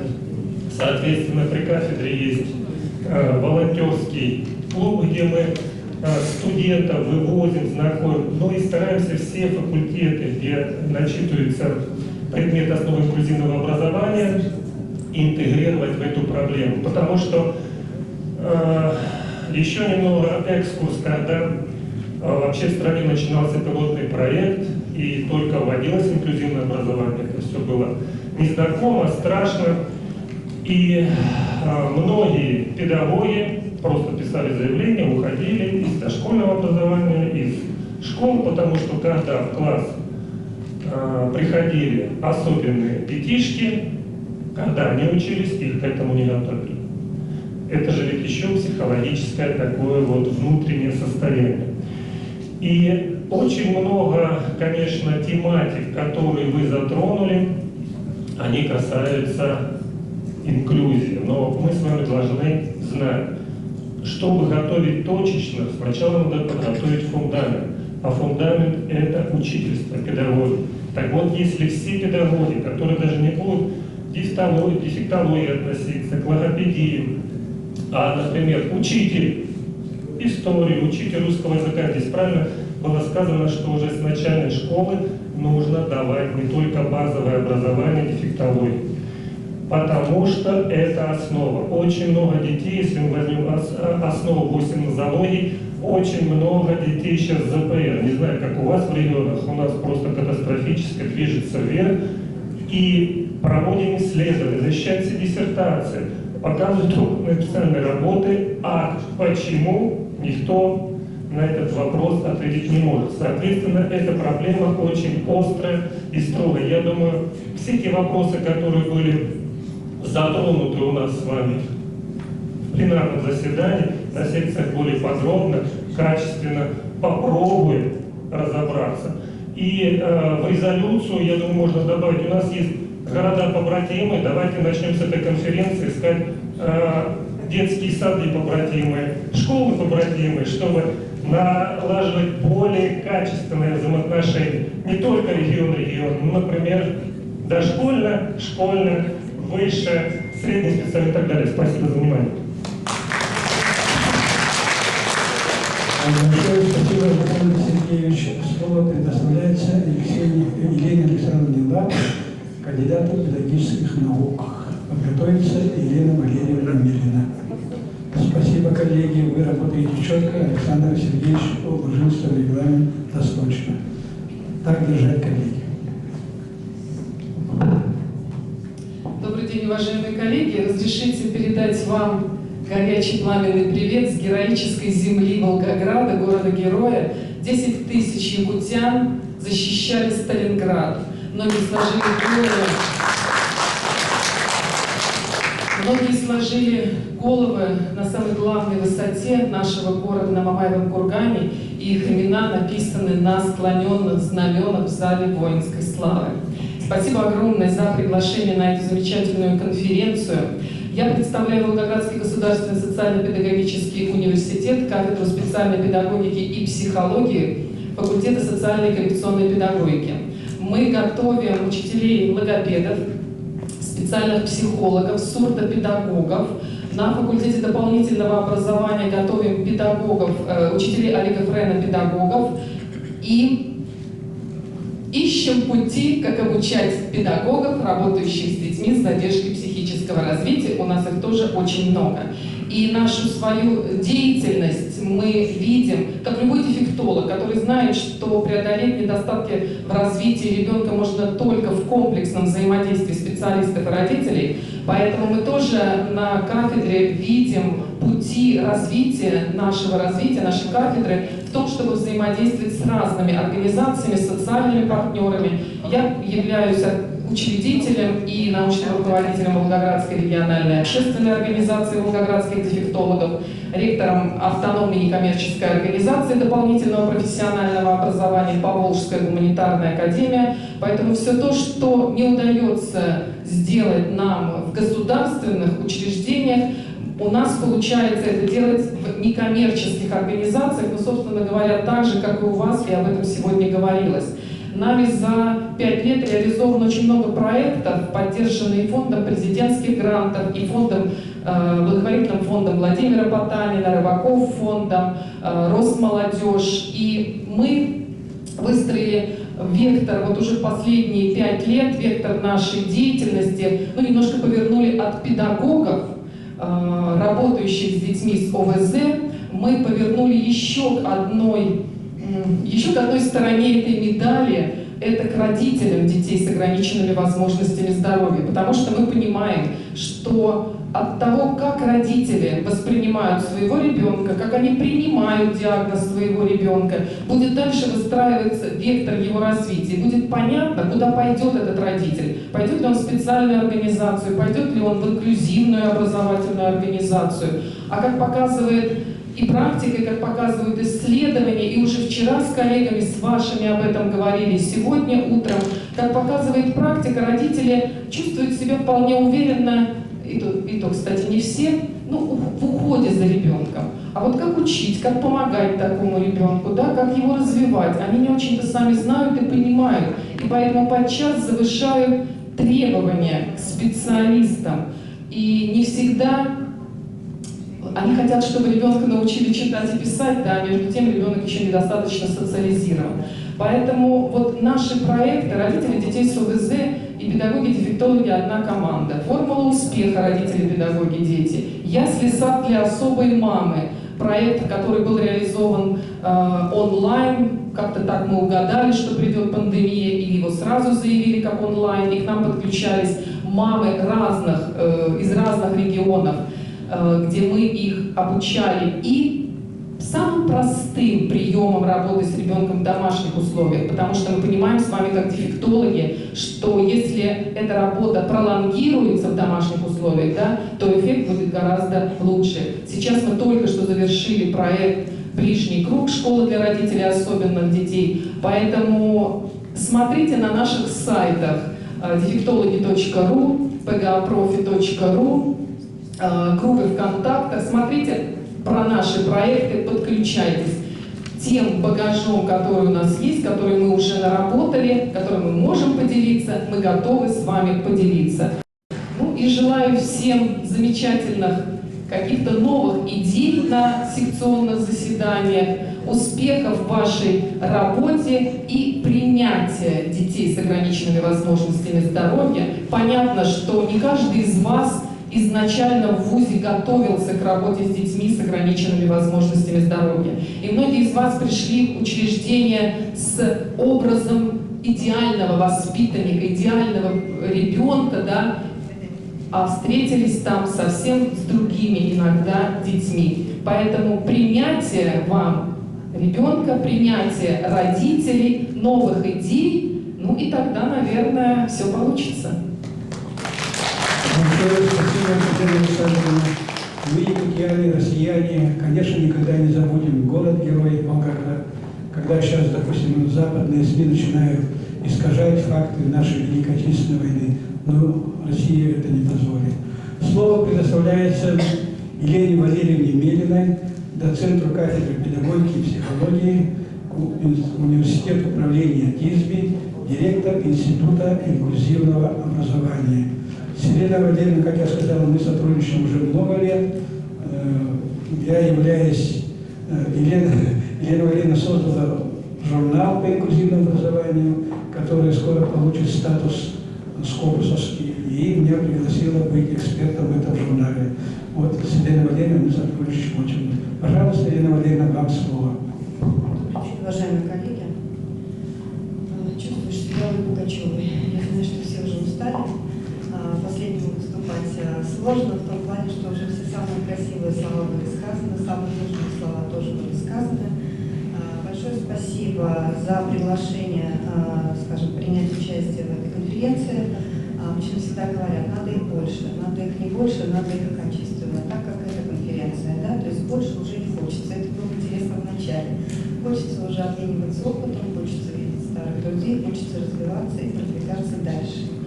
Совсем недавно, в 2021 году, в Республике Татарстан также в июне месяце проходили Дни Якутии в Республике Татарстан. В течение 5 дней организовывались культурные и инновационные выставки, круглые столы, деловые мероприятия, подписывались соглашения о сотрудничестве между министерствами и предприятиями. Между правительством Республики Татарстан и правительством Якутии заключено соглашение о сотрудничестве в экономической, культурной, социальной и других сферах. А сейчас гостеприимная Якутия, которая в этом году 100 лет принимает, вот прямо сейчас на территории своей республики, проводит Дни Республики Татарстан в Якутии. И проходят они с 22 по 24 число. Сегодня Александр Михайлов посещает как раз, скажем так, такое яркое мероприятие, которое проводится 22 апреля. Якутия отметила свое столетие. И, безусловно, я хотела бы не отходить вот от, скажем так, этих дней и познакомить вас с нашим регионом, с нашим городом Казань. Внимание на экран.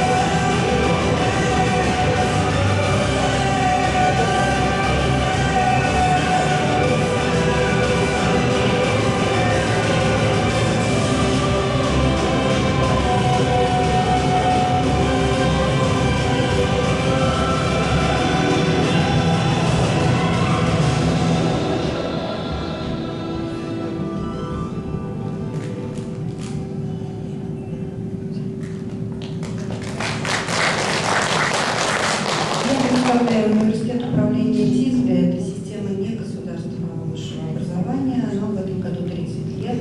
И, пользуясь случаем, мы вас тоже приглашаем к нам, в наш прекрасный город Казань, на нашу конференцию, которая состоится осенью этого года. Расскажу в 2 словах буквально тезисно об основных моментах нашего региона. Да, у нас система непрерывного образования, безусловно, стартует она с момента ранней помощи и заканчивается трудоустройством и сопровождением в трудоустройстве. В регионе 29 тысяч детей с ограниченными возможностями здоровья, особыми образовательными потребностями, 12 тысяч дошкольников, 17 тысяч детей, обучающихся в системе общего и специального образования. Особенность региона в том, что в момент закрытия школ мы сохранили все коррекционные школы, они у нас по настоящее время работают, ни одна школа закрыта не была, они все продолжают развиваться, все продолжают функционировать, 53 школы. В системе непрерывного образования существует еще и социальная сфера, и Министерство образования Республики Татарстан уделяет тоже этому большое внимание, и каждая школа прикреплена к системе социальной службы, это дома-интернаты детей-инвалидов, либо центры реабилитации, и эти школы сопровождают детей непосредственно там. То есть у нас система образования осуществляется в том числе с учетом социальных особенностей наших детей и мест, где они у нас находятся. Особое внимание уделяется профессиональному ориентированию детей, и согласно федеральному проекту «Современная школа», огромное количество денег направляется на формирование профессиональных мастерских, трудовых мастерских в коррекционных школах. Мы прекрасно с вами понимаем и реализуем проекты профориентации. У нас буквально закончился проект по профориентации детей с нарушением зрения и слуха. Мальчик один нас поразил. Он нам сказал, что нужно иметь две профессии. Одну, которую мы можем делать руками, а вторую интеллектуальную. То есть наши дети с особыми образовательными потребностями оценивают перспективы и требования рынка на сегодняшний день и, безусловно, стремятся быть лучшими. Наш университет управления ТИСБИ является ресурсной площадкой по отработке инклюзивного образования. В нем представлена вся система непрерывного образования от дошкольного учреждения до трудоустройства и сопровождения. Все ребята учатся в инклюзивных группах, при необходимости создается коррекционная группа.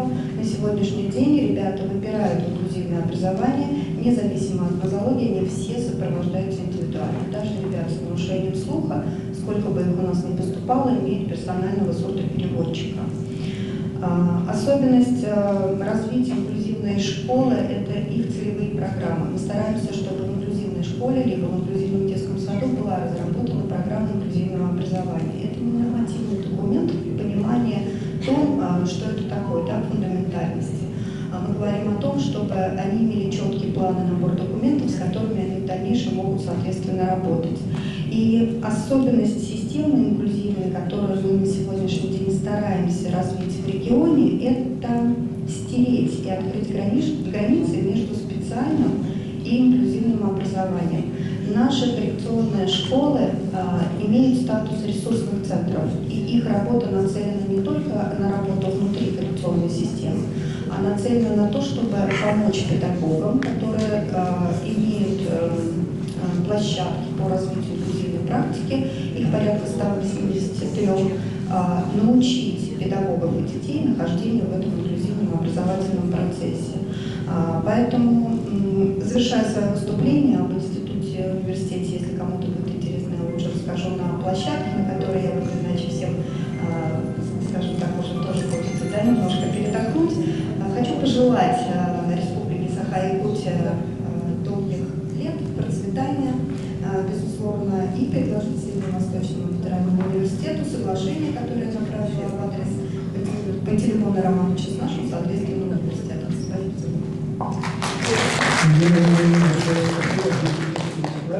Сейчас вот в кинотеатрах Якутии демонстрируются 4 фильма из Татарстана. Очень интересные фильмы. Если есть возможность, сегодня вечером посмотрите, коллеги. Так, вы заслушали последнего докладчика. Понятно, что на пленарном заседании времени очень мало.